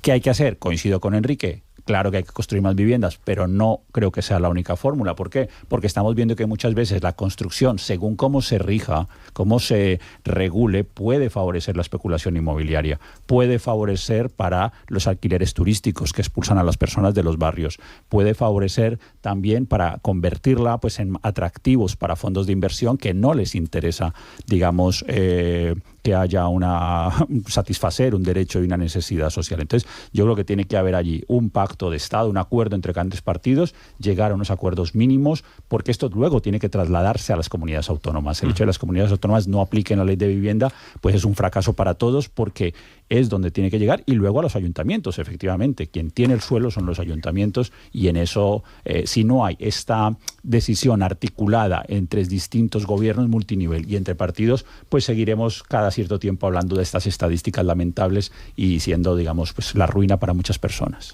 Sí, es que los problemas además pueden ser graves. Estamos viendo ya casos de turismofobia porque hay gente que vive en Cádiz, hay gente que vive en Canarias y no se puede permitir ni comprar ni alquilar porque está todo lleno de pisos turísticos. Sí es cierto que en Aragón hay un plan de vivienda, 300 millones de euros de inversión hasta 2030, que contempla buena parte de ellos dedicados a la construcción, impulsado por la iniciativa público-privada. Entonces, yo creo que la solución estaría, pues como decíamos, que mientras se va avanzando hacia el fin del problema, gracias a la construcción de más viviendas, buscar pues más medidas que permitan ayudar a que el alquiler baja. Si las comunidades del PP consideran que no está bien la propuesta que figura en la ley de vivienda del Gobierno de España, que sean capaces de articular un instrumento que permita que estos alquileres empiecen a bajar. Mira, vamos a ver, pero el problema es un problema de concepción. La vivienda es una necesidad y la vivienda se considera un derecho desde el punto de vista político. Pero lo que no se puede hacer es trasladar la obligación de cumplir ese derecho, de ofrecerlo a los propietarios privados. Es decir, el Estado no puede decir esta persona es vulnerable o esta persona es joven y necesita desarrollarse y decirle ahora a ti tú te encargas de facilitarle la vivienda. Y dice, oye, ¿yo por qué? Pues entonces lo que hago es que saco mi propiedad del mercado. Pero ¿yo por qué? ¿Yo para qué la voy a poner ahí si no puedo hacer lo que quiera? O sea, la idea esta de obligar a los propietarios a bajar el alquiler no funciona. No ha funcionado en Berlín, no ha funcionado en Viena, no ha funcionado en ningún sitio. Y sin embargo, aquí en Bruselas funciona perfectamente. Con el hecho de que cuando hay una persona, una familia que tiene una necesidad, van al ayuntamiento y el ayuntamiento les da una vivienda. Pero el ayuntamiento y la gente puede invierte y recurrentemente invierte en pisos para alquilar que sirven pues porque aquí hay mucha gente, mucha movilidad y necesita, como por ejemplo pasaría en el Valle de Benasque. En el Valle de Benasque no hay suficientes viviendas para que venga la gente que viene a trabajar, porque claro, los turistas pagan unos precios muy por encima de lo normal. ¿Y a qué propietario privado le vas a obligar a decir, no, tú no lo alquilas a los turistas, tú se lo alquilas al camarero que va a venir aquí 3 meses? Digo, pero bueno, yo podría hacer yo lo que quiera. Pues si no, entonces lo cierro y no lo alquilo. Entonces, es la labor del Gobierno de Aragón o de los ayuntamientos del Valle, es decir, bueno, pues construimos viviendas sociales para esta gente y lo decido yo y lo manejo yo. Y está muy bien con dinero público que se hagan políticas públicas, pero las políticas públicas no se pueden hacer con el dinero privado. ¿Qué es eso de decirme a la gente, tú no puedes subir el alquiler, tú ahora tienes que bajarlo? Pero eso, ¿desde cuándo? O sea, eso no puede ser. ¿Qué es un bien social? De acuerdo, pues que se ocupe la sociedad, que se ocupen los poderes públicos. Yo he visto ayuntamientos, Enrique, de todos los colores muy preocupados con todo el tema de los pisos de uso turístico. ¿Por qué? Porque sus propios electores, sus propios ciudadanos del partido que sea, están notando que es imposible competir con los precios que, ofrecen o se pagan por un alquiler de larga duración con el alquiler turístico. Es decir, lo que un propietario puede ganar en una semana con una plataforma de alquiler equivale a lo que podría ganar con un mes. Esto, si no hay ninguna manera de ponerle algún tipo de freno, no sé cómo, estoy de acuerdo que funciona más el incentivo, la persuasión que la coacción, lo que vamos a tener es mucha gente insatisfecha y da igual quién esté gobernando y el color que sea, porque se van a sentir que no pueden permanecer allí y se van a sentir expulsados de sus propios territorios donde han vivido sus abuelos, sus antepasados, y esto lo estamos viendo pero en todas partes, desde el sur al oriente, al occidente, en las islas. Entonces es un tema que creo que debe ser transversal y que todos los grandes partidos especialmente ahí deben llegar a un acuerdo, porque esto va a ir creciendo y va a estallar pues en la cara de algún político de cualquier color. No mezcles lo de los pisos turísticos. Lo de los pisos turísticos es un fenómeno, efectivamente, pero es un fenómeno global. O sea, y como es un fenómeno global, el turismo de masas. O sea, son cosas que están pasando. Pero en su día también sucedió, pues que yo qué sé, toda la industria textil de Cataluña pues se marchó a China y al sudeste asiático y ya no queda ni una fábrica textil allí y sí, hay, o sea... Sí, Enrique, pero decías, al propietario no se le puede decir no lo alquiles, claro, y entonces si dices, es que en una semana voy a ganar más que en un mes, ¿lo van a hacer? Bueno, eso aparte, pero es que ese es un fenómeno muy distorsionador. Tú tienes razón, los pisos turísticos son un fenómeno muy... pero ahí ya estamos muy lejos del problema social de la vivienda. Eso ya es una cosa que tiene que ver pues con la competencia que le hacen a los hoteles, con las molestias de los vecinos. Yo no me pongo en el debate sobre el derecho a la vivienda, que es el que me parece a mí prioritario, porque hay tantísimos jóvenes que no tienen acceso. Esa es otra discusión y efectivamente me parece muchísimo más complicada y habrá que buscar una solución, porque yo vengo ahora, he estado pasando unos días en San Sebastián. Pues ahí en San Sebastián, por ejemplo, ahí han limitado a las partes bajas, qué sé yo, y no estoy seguro de que funcione. O sea, eso es algo que tiene que ver con la masificación del turismo. Tengo que terminar, Enrique. Tengo que terminar. Banda sonora del día y venga, últimas reflexiones ya con los mensajes de los oyentes.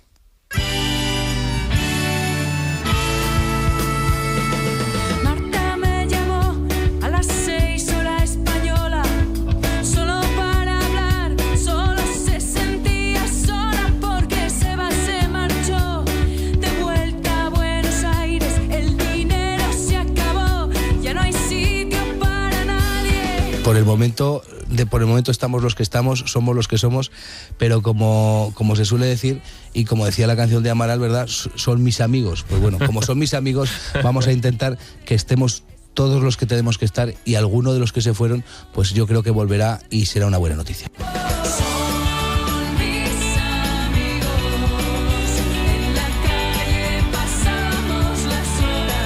O sea, hoy ha habido un cambio de elección en la banda sonora sobre la marcha, ¿no, Mónica? Joder, es que nos ha puesto bien, ¿eh? Ya podía ser así todas las entrevistas, que os regalaran tan fácilmente la banda sonora y no tenéis que pensar. Hombre, pero venía pensada la otra, ¿eh? Entonces la otra la dejamos ahí en la recámara. Para otro día. A ver, esta pues va por Alberto Izquierdo. Vamos a ver quiénes son esos amigos que van a volver, ¿no? Nos ha dejado con la intriga.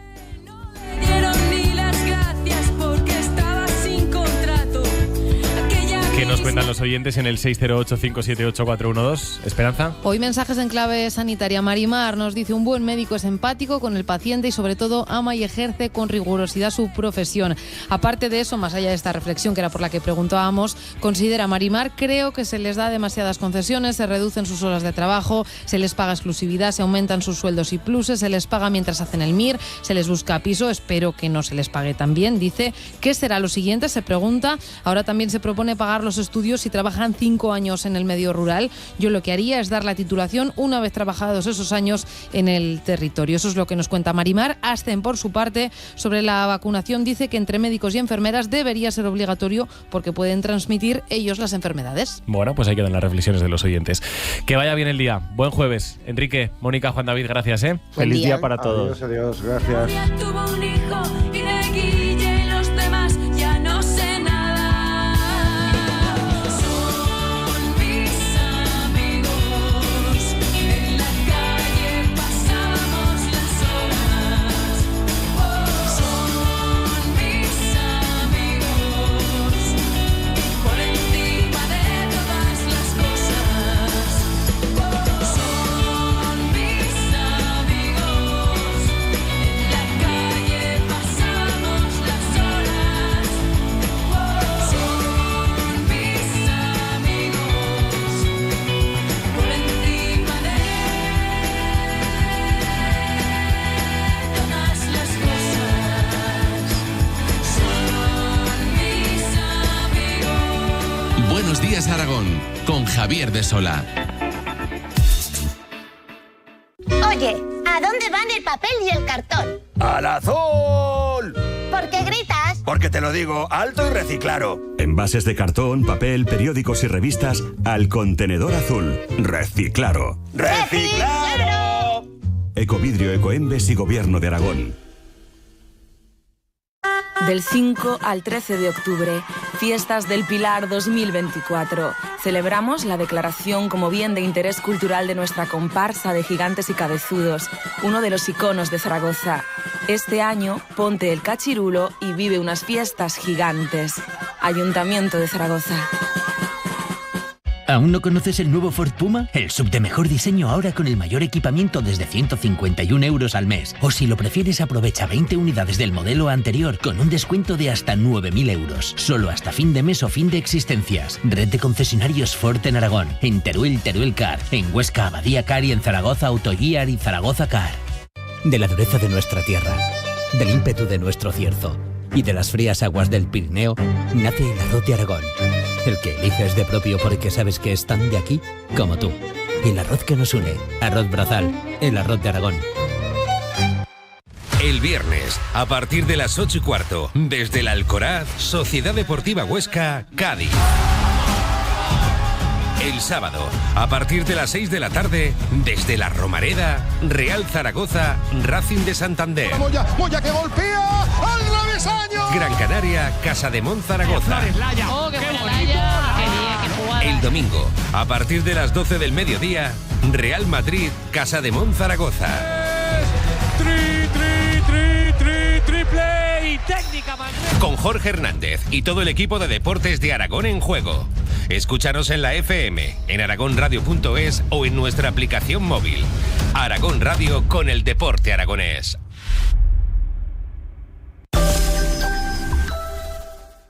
Buenos días, Aragón, con Javier de Sola.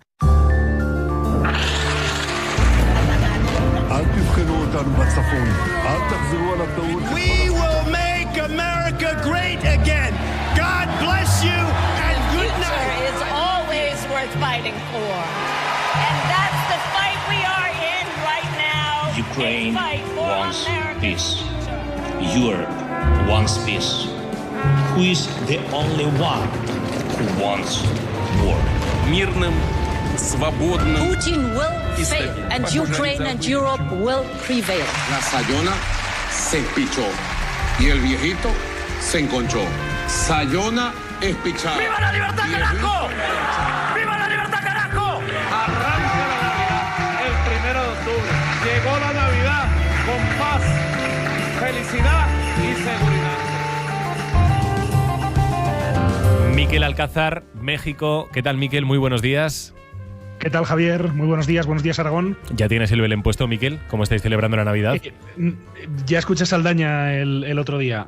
Feliz Navidad y efectivamente que ojalá traigan las actas los Reyes Magos, que las estamos esperando. Vale. Abrimos ya el tiempo de análisis internacional con Mikel Alcázar. Le he pedido, Mikel, a Juan David Gómez Quintero que se quede con nosotros unos minutos para que abordemos uno de los temas que está siendo objeto de debate y mucho estos últimos días, que es esto de si el rey de España o España tienen que pedir perdón a México por las actuaciones de la conquista. Pero, como siempre, por empezar con orden, ¿con qué te acuestas esta noche que estás leyendo en los periódicos, Mikel? Bueno, en México mucho protagonismo para la nueva presidenta, para Claudia Sheinbaum, que ya sabes que tomó posesión del cargo este martes. La principal duda de los analistas hace unos días era si Sheinbaum va a marcar una línea propia o si de algún modo va a seguir el camino de su predecesor, de López Obrador. Y si nos tenemos que guiar por estas primeras horas de su gobierno, lo que parece claro es que su llegada al Palacio Nacional no va a suponer, desde luego, una revolución. Este miércoles ha tenido lugar su primera conferencia matutina de prensa, las denominadas Mañaneras del Pueblo, que en su caso además van a ser muy mañaneras porque está previsto que sucedan de lunes a viernes todos los días a las 7:30 de la mañana. Las novedades, por decirlo de alguna manera, son que la presidenta ha prometido que no van a ser tan extensas como las de López Obrador. Hay que recordar que algunas duraron más de 3 horas y media y van a tener ejes temáticos. Así que, Javier, saca un bolígrafo, ve apuntando. Venga, lo tengo aquí en la mano. Mira, el lunes vida saludable, el martes humanismo mexicano y memoria histórica, el miércoles detector de mentiras, el jueves mujeres en la historia y el viernes suave patria, que será el momento para exponer momentos que hacen sentir orgulloso al pueblo mexicano. Qué bueno. Vamos a ver cuánto juego dan político dan estas comparecencias. En el caso de López Obrador, por cierto, lo recordaban estos últimos días algunos columnistas, sus mañaneras dedicaron mucho más tiempo a atizar a la oposición o a los medios críticos, por ejemplo, en comparación con lo dedicado a informar sobre las actividades del propio gobierno. Esto de las mañaneras viene muy destacado en la prensa mexicana, aunque las portadas de los digitales, y ahora ya poniéndonos un poco más en serio, hablan en estas últimas horas de la visita que ha hecho la nueva presidenta esta tarde a Acapulco, visita breve de unas 2 horas para apoyar a los afectados por el huracán John. Hay que recordar que Acapulco sufrió hace menos de un año, a finales de octubre de 2023, la llegada de un huracán de categoría 5, del huracán Otis, que dejó no solamente medio centenar de muertos, o al menos esa es la cifra oficial, se cree que causó muchos más, provocó daños muy graves en la infraestructura, destruyó viviendas, comercios, hoteles, dejó un impacto enorme en la economía de esta ciudad que de alguna manera sigue ahondando esa imagen de ciudad maldita. Acapulco fue, los oyentes más veteranos lo recordarán, un icono del turismo de lujo en México, una imagen que fue perdiendo con el paso de los años por el aumento de la actividad del narco, del crimen organizado, también por el desplazamiento de esos turistas hacia otros destinos, por ejemplo en el Caribe, como Cancún o Tulum o Playa del Carmen. Y en ese contexto tan difícil llegó la semana pasada ese huracán John, que si bien fue un huracán menos rudo en cuanto a la violencia del viento, fue un huracán de categoría 1, provocó inundaciones muy severas por la enorme cantidad de lluvia que trajo a la ciudad. Ya van al menos 20 muertos y ahora dice Sheinbaum que la prioridad es recuperar el abastecimiento de agua. Y ojo, porque llega esta madrugada otra depresión tropical, esta se llama 11E, que también amenaza con fuertes lluvias a Guerrero y a Oaxaca, así que en este caso llueve sobre mojado, Javier. En fin, bueno, luego hablaremos también del paso de otro huracán por Estados Unidos, también con consecuencias muy trágicas, pero aprovechando que está Juan David, que se tiene que ir rápidamente, ayer estuvo, bueno, esta semana ha estado, mejor dicho, en la toma de posesión de Claudia Sheinbaum, de la nueva presidenta de México, estuvo Irene Montero, que dejó este mensaje. Mirad, tenemos aquí un mural pintado por Diego Rivera, se llama Epopeya del Pueblo de México, y sería muy bueno que el rey Felipe pudiera ver este mural, fijarse en los detalles de este mural y darse cuenta de que España sí tiene muchas cosas por las que pedir perdón al pueblo de México. Ese mural es un fresco del pintor mexicano Diego Rivera, realizado sobre los muros de una escalera principal del Palacio Nacional de México entre 1929 y 1935, y decía que es un buen reflejo de por qué el rey de España tiene que pedir perdón por la conquista española de México. Mikel, ya estuvimos hablando contigo la semana pasada de esto, déjame que escuchemos, y ya se tendrá que marchar a Juan David Gómez Quintero, que como nuestros oyentes saben es colombiano. ¿Cómo se ve esto, cómo se vive esto por parte, no sé, del pueblo mexicano, del pueblo colombiano en general, de Latinoamérica, de Sudamérica? Juan David. Sí, bueno, es complicado. ¿Tú crees que tendría que pedir perdón el rey de España? Es complicado, vamos a ver, te voy a contestar, pero primero argumentaré y luego te daré mi respuesta. Es un tema complicado porque obviamente López Obrador, como muchos líderes de izquierda en América Latina, tienen, digamos, un sustrato ideológico que además del progresismo o la socialdemocracia o las ideas, digamos, de lo público, etcétera, del estado de bienestar, pues también hay algo que no tenemos aquí, que es el indigenismo, ¿no? Que hay una base importante de la historia cultural, entonces tienen su público. Pero México tiene derecho a decir lo que quiera, por supuesto. Yo creo que el gesto descortés, el gesto inadmisible es la no invitación al rey, que son dos cosas distintas. México puede reivindicar algo, pero en el ámbito, en el contexto de una relación internacional, histórica y de amistad que han tenido durante los últimos 200 años, como cuando España se reúne con algún ministro británico y hablan del asunto de Gibraltar sin vacíos, sin desplantes, ¿no? Yo creo que hay una primera parte ahí, diferenciar una cosa de la otra. Puede invitar al rey, incluso recordarle aquella carta en el ámbito, digamos, de las relaciones diplomáticas. Ahí creo que hay un error por parte del gobierno mexicano. ¿España tiene que pedir perdón? Yo creo que no. Pero también es importante de cara a todo lo que vemos en la construcción de la memoria histórica, tanto de contemporánea de la Guerra Civil como de la memoria más lejana, cuestionar algunos discursos de idealización del proceso llamado de conquista y colonización, ¿no? Que es muy, digamos que en la historia y en la construcción de esa historia a veces hay como posiciones maniqueas y extremas, ¿no? Pues ni fue llevar el paraíso, ni fue el infierno. Para algunos fue paraíso, para otros fue el infierno. Entonces, de alguna manera, sí que lo que más se puede cuestionar desde las posiciones americanistas es esos extremos, ¿no? Y esa idealización de ni es, digamos, la leyenda negra, pero tampoco fue, digamos, la salvación y el paraíso, ¿no? Porque también hubo, pues, enfermedad, muerte, catástrofe, pero también innovaciones, cambios y desarrollos. Las dos cosas pueden ser compatibles. Por eso yo discuto esas posiciones maniqueas. Hay una encuesta muy interesante en América Latina que es el Latinobarómetro, como el CIS aquí. Le preguntan a miles de latinoamericanos muchas cuestiones. Hay una que es, ¿cuál es el país después del suyo que más le gusta, que más valora? Pues ni argentinos ni colombianos votan por México en primer lugar, ni mexicanos, guatemaltecos votan por Argentina. No, el país más querido por los latinoamericanos es España. O sea, no es ni Estados Unidos, no es ni otro latinoamericano, sino que es España. Porque los vínculos se mantienen, vínculos no solamente históricos, de lenguas, sino porque también hay, pues, la migración, las familiares, muchos son hijos de españoles que fueron en la guerra o republicanos, pero también migrantes residentes. Entonces, de alguna manera, por eso hablo de una apropiación cultural de ciertos presidentes, querer utilizar una bandera de un sector como si fuera una reivindicación colectiva. Esto no es, digamos, un clamor popular por parte de la gente, lo que nos dicen estas grandes encuestas con muestras más amplias. Bueno, le dejamos a Juan David que se vaya, que tiene reunión. Juan David, gracias por quedarte estos minutos, que yo creo que era interesante escucharte también, escuchar tu voz. Que vaya muy bien. Venga, hasta Miquel. luego. Bueno, hablaba de posiciones maniqueas. De hecho, déjame que te cuente, Javier, que en varios medios de México aparecen esas declaraciones que hizo el portavoz de Vox en las Cortes de Aragón, hablando, bueno, de manera bastante despectiva, por ejemplo, refiriéndose a tribus, o diciendo que la presidenta Sheinbaum es una absoluta analfabeta, o refiriéndose a López Obrador como el señor de Santander, que creo que se descalifica solo. A mí lo que me resulta fascinante en estos casos es eso de exigir que no se insulte y hacerlo insultando, o exigir que se respete faltando al respeto, ¿no? Que sirve para los dos extremos en este caso de esta situación. Así que, bueno, creo que la reflexión de Juan David apela un poco a ese centro, ¿no? Que a veces se echa mucho en falta en este tipo de conversaciones, que desde luego son mucho más profundas que un titular o que un eslogan, ¿no? Que estos días se están escuchando muchos, en uno y en otro país. Decías, Miquel, huracán en México y huracán también en Estados Unidos, ¿no? De este sí que nos han llegado seguramente más imágenes hasta aquí a España. Sí, hablábamos justo la semana pasada en esta misma tertulia de que estaba en camino ese huracán Helene hacia la costa del sudeste continental de Estados Unidos. Llegó a Florida como huracán de categoría 4. Lo normal es que en estos huracanes que suelen impactar en Estados Unidos, por la situación geográfica que tiene ese país, suelen provocar daños muy serios en las zonas costeras, que es donde los huracanes llegan con más fuerza y luego a medida que van entrando en el continente se van debilitando. Esa suele ser la norma general. Lo peculiar en el caso de Helene es que la devastación no tuvo únicamente lugar en la zona de Florida, en la costa.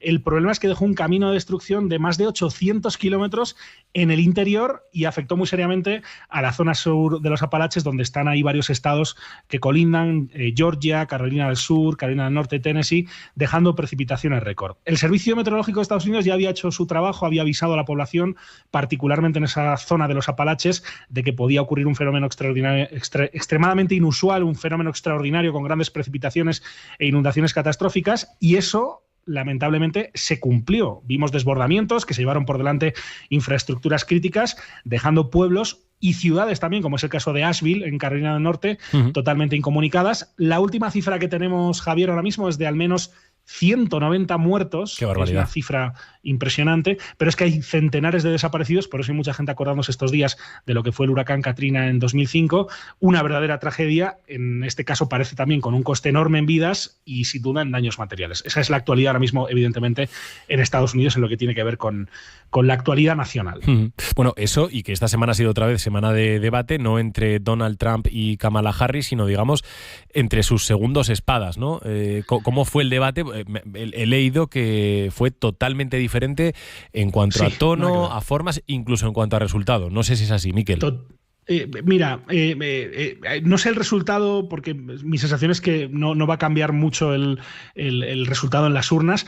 Será el único debate de los candidatos a vicepresidentes, con los segundos de a bordo de los tickets. Por un lado el republicano, el senador por Ohio J.D. Vance, por otro lado el demócrata, el gobernador de Minnesota Tim Walz. Sí fue un debate muy distinto al que vimos hace unas semanas entre Donald Trump y Kamala Harris. En esta ocasión sí hubo un debate, sí se contrapusieron puntos de vista, dos formas distintas de abordar la realidad, de abordar los cambios que necesita el país, con visiones opuestas en algunos temas, como por ejemplo el aborto o la inmigración. Se habló muchísimo de esos dos temas, o no tan opuestas en otros, como por ejemplo en el tema de infraestructuras o en el cuidado de los veteranos. Yo creo que puede ser, Javier, que todavía nos dure el recuerdo de ese debate terrible entre Trump y Biden que quedó para la historia, y cualquier cosa en comparación nos resulta hasta agradable a la vista y al oído, pero efectivamente mi sensación es que este martes los estadounidenses pudieron escuchar un debate. Te decía que no creo que tenga un impacto significativo en las urnas porque la audiencia, pues evidentemente fue más reducida. 43 millones de personas lo vieron o lo escucharon por la radio. 67 millones en comparación vieron el Trump-Harris en septiembre. Así que menor el interés entre los votantes. Y eso que en cuanto al contenido fue un debate bastante atractivo. Yo no tengo muy claro quién ganó, habiéndolo visto con mucha atención. Mi sensación es que cada uno habló a su electorado. Te diría que casi empate técnico. Los dos se defendieron muy bien. J.D. Vance es un gran orador.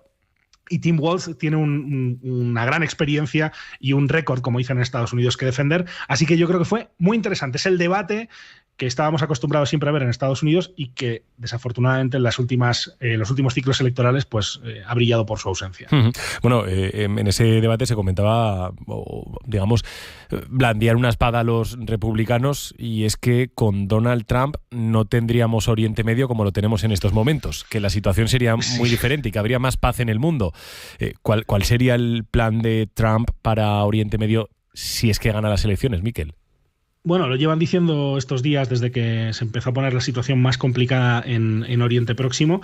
Lo dice Trump, lo dicen sus portavoces de campaña.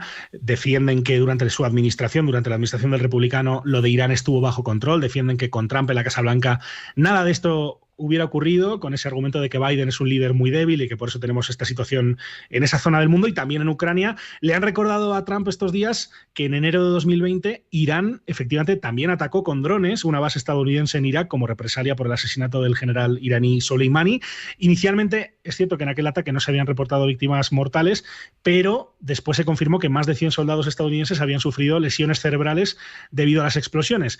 Aunque Trump ha vuelto a decir estos días, lo dijo, si no recuerdo mal, o lo ha dicho este mismo miércoles, se refirió a ello como dolores de cabeza. Así que lo de cómo sería esto con Trump al mando no deja de ser política ficción. Sí es cierto, y esto es lo importante, que el caos en esa parte del mundo dicen los analistas que no ayuda, más bien perjudica a la candidata demócrata. Ya, ahora mismo Estados Unidos lo tiene claro, ¿no? Ahora mismo Estados Unidos con Israel. Claro, la situación o la posición de Estados Unidos con respecto a Israel ha sido históricamente de apoyo firme en lo diplomático, en lo militar, tanto por parte de los demócratas como de los republicanos. En eso no hay grandes cambios. No hay duda de que Estados Unidos, con la administración de Joe Biden, considera que Israel es un aliado clave para sus intereses en Oriente Medio.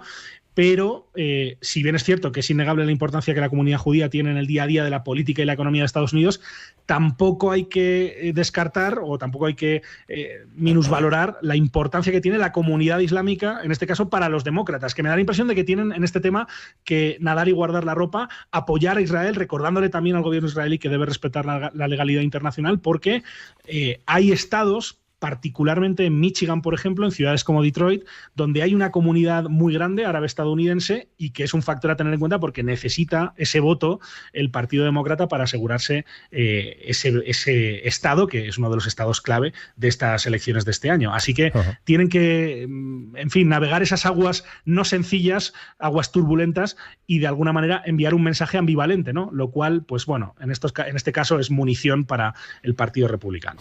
Ya lo hemos dicho en alguna ocasión, no es que Miquel Alcázar haga un podcast de aviones, sino que es el responsable del mejor podcast del mundo de aviación, así que supongo, Miquel, que hoy estarás pendiente de la operación del Ejército del Aire y del Espacio, no olvidarse, y del Espacio desde hace no mucho tiempo, que manda 2 aviones al Líbano para sacar a casi 400 españoles que residen allí en el país y que quieren salir de allí, ¿no? Lógicamente por la situación tan complicada que hay en estos momentos.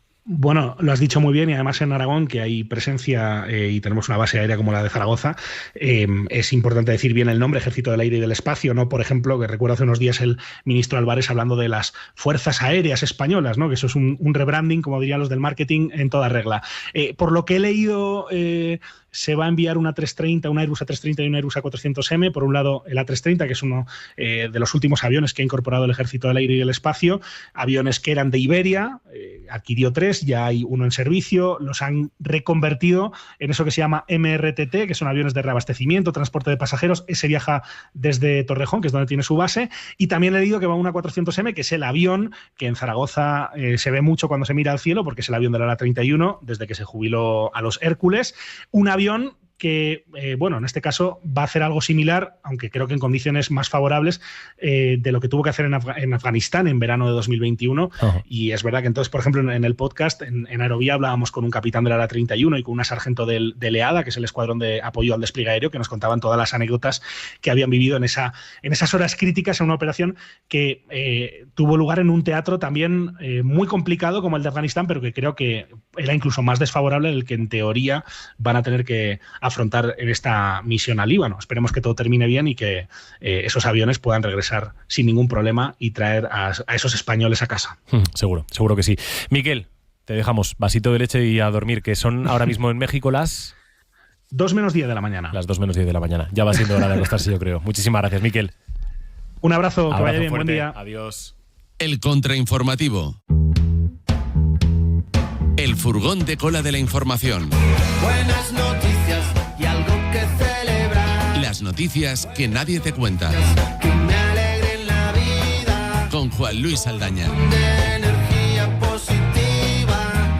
Hoy todo el equipo de indicativos. Saldaña, buenos días. Necesito más, ya vengo pidiéndolo desde hace días, espero que me hagáis alguno mejor. ¿Alguno más? ¿Alguno sí, mejor? ¿No? Por Más, ejemplo, la manicura de la información, algo así que tenga ya un toque más personalizado. Más personalizado Muy incluso. bien por la tertulia internacional, muy bien por Alcázar, que ha citado al contrainformativo, Sí, que señor. está ahí siempre. Es que es fuente de referencia del contrainformativo, sí, esto me lo bien, dice. Muy bien, Alcázar, Aerovía o Barbarie, sí señor. Estamos con él. Sí, señor. ¿Qué nos cuentas esta mañana, Saldaña? A ver, ¿qué nos hemos Bueno, dejado? antes de empezar os tengo que decir que la criptomoneda, sabéis que hemos abierto Ay, es verdad. el ¿cómo se llamaba? Cripto contrainformativo. Sí. Ha subido Moden, esa criptomoneda de un hipopótamo pequeñito sonriente que ponía la gente tierna, ha subido un 12%. ¿En serio? Sí, estamos ya lanzados. Vende. No, vamos a aguantar. Teníamos €1. Si hubiéramos metido 1 millón, tendríamos 120.000 euros, ¿no? Sí, señor. Pero bueno, ¿Y por qué no metiste 1 millón? No me venía bien ese día, que tenía que pedir permisos y tal. Pero bueno, que lo sepáis, que estamos ya lanzados. Y hoy vengo a hablaros de la felicidad. Felicidad, qué bonito nombre tienes. Felicidad, vete tú a saber dónde te metes.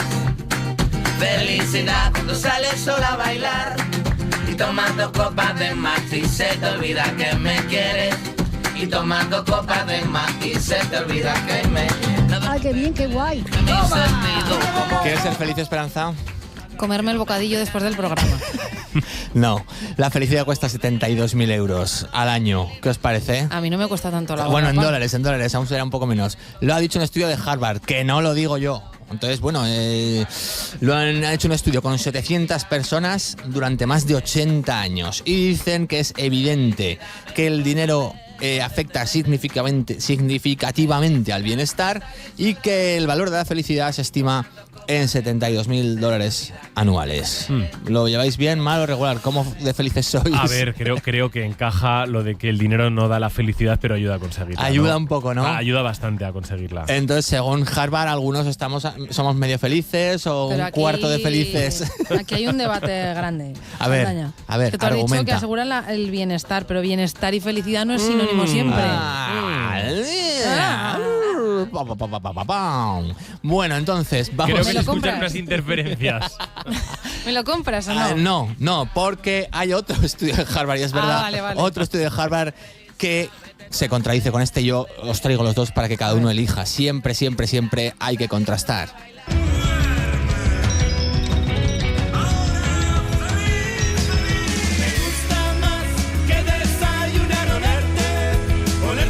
Me gusta más que desayunar, olerte sin nariz. Qué verso tan bonito del niño gusano de la canción Feliz, Feliz. Y otro estudio de Harvard revela, lo parece que lo regalan, revela el secreto de la felicidad. No es el dinero, ni la chovenalla, ni la juventud. El estudio de Harvard dice que la felicidad está en la calidad de las relaciones humanas. ¿Qué preferís, 72.000 en la mesa o calidad de relaciones humanas? 72.000. Pues yo no. Y luego la calidad ya la iremos poniendo, Claro, ¿no? o comprando incluso. Exacto, ¿qué tal mamá? Tal, el tupper, no sé qué, los amigos del cole nunca fallan. Escúchame, no el bocadillos te iba a preparar yo con 72.000 euros. Esperanza. Es verdad que 72.000... Pero si tuvieras $72.000 y nos llevásemos mal, Sí. no me ibas a preparar el bocadillo. No, pero solo por fastidiar, igual sí. Ah, bueno. A ver, igual se lo encargaba, igual delegaba en una empresa de servicios Claro. externos que con una mínima cantidad te trae unos bocatas épicos y de sola, con displicencia, lo dejaría ahí. Vale. Bien, entonces, Sí. que somos más de los 72.000, ¿sí? 72.000. Que de Esperanza no tanto. Esperanza No, es yo más no. de la calidad en las relaciones humanas. Muy bien, así le va. En fin, Así me va. vamos a hablar ahora Me voy a comer el bocadillo de yo sola. gente No sé audaz. compartir con Gente nadie. audaz. Vamos a hablar ahora de gente audaz de la que piensa en las dos cosas, en la calidad y en el dinero. Aquí la tengo, mi corbata, siempre la llevo, mi corbata, es muy bonita, mi corbata, a ti te encanta, mi corbata, aquí la tengo, mi corbata, siempre la llevo, mi corbata, es muy bonita. Un dominicano se busca la vida en Nueva York vendiendo agua a $1 y ¿qué hace? Se pone en un semáforo, pero no lo hace, como me gusta la palabra, desde. No lo hace desde la pobreza. No, odio la palabra desde, lo sabéis, ¿no? Ahora sí. Desde el rencor, desde el cariño, desde Albacete, que no hay que decir tanto desde para decir las cosas. Bueno, entonces el tío lo hace con humildad, pero lo hace con dignidad. Y se pone un traje con pajarita, una bandeja de metal y en un semáforo se pone a vender aguas fresquitas a $1. Lo está petando. Es marketing todo. Es marketing todo. Entonces es más de los 70.000 o más de las relaciones humanas. Un poco de todo. Porque él va trincando, le faltan ya solo 628.312 para llegar, pero la gente aprecia su esfuerzo, aprecia su prestancia y es interesante esto, ¿eh? Mi abuela siempre ha dicho que el que hace todo lo que puede, al que hace todo lo que puede no se le puede reprochar nada. Oye, ¿eh? Mi abuela es Sí. muy sabia. Sí. ¿Por nombre? Esperanza. Ojo, macho. Es que ya que vamos a última estación, Esperanza. Oye, y escucha, ¿cómo valoras tú las corbatas, Esperanza? Para, digamos, entender, ¿no? Que te vendan un agua con corbata o que te la vendan... Pero depende de qué tipo de corbata. Ujú. Una corbata divertida siempre bien. Sí, pero eso ya está un poco pasado. Yo tenía una corbata con el mapa del mundo y ya no. ¿Y no has Ya traído nunca? No. Y mira que traes camisas chulas y cosas chulas, pero... Yo soy de poca corbata. Pero bueno, en BBC sí, bautizos, bodas, comuniones, poco más. Ya. ¿De Sola qué opina de las corbatas? Yo lo que diga Miguel Zandundo, que es nuestro especialista en corbatas, cuando Sí, viene a la tertulia. además lo hemos visto ahora está con los compañeros de Aragón TV impartiendo doctrina. Otra vez también Zandundo o Barbarie. Y ahora vamos a hablar de colores. Colores los tengo de todos los tipos.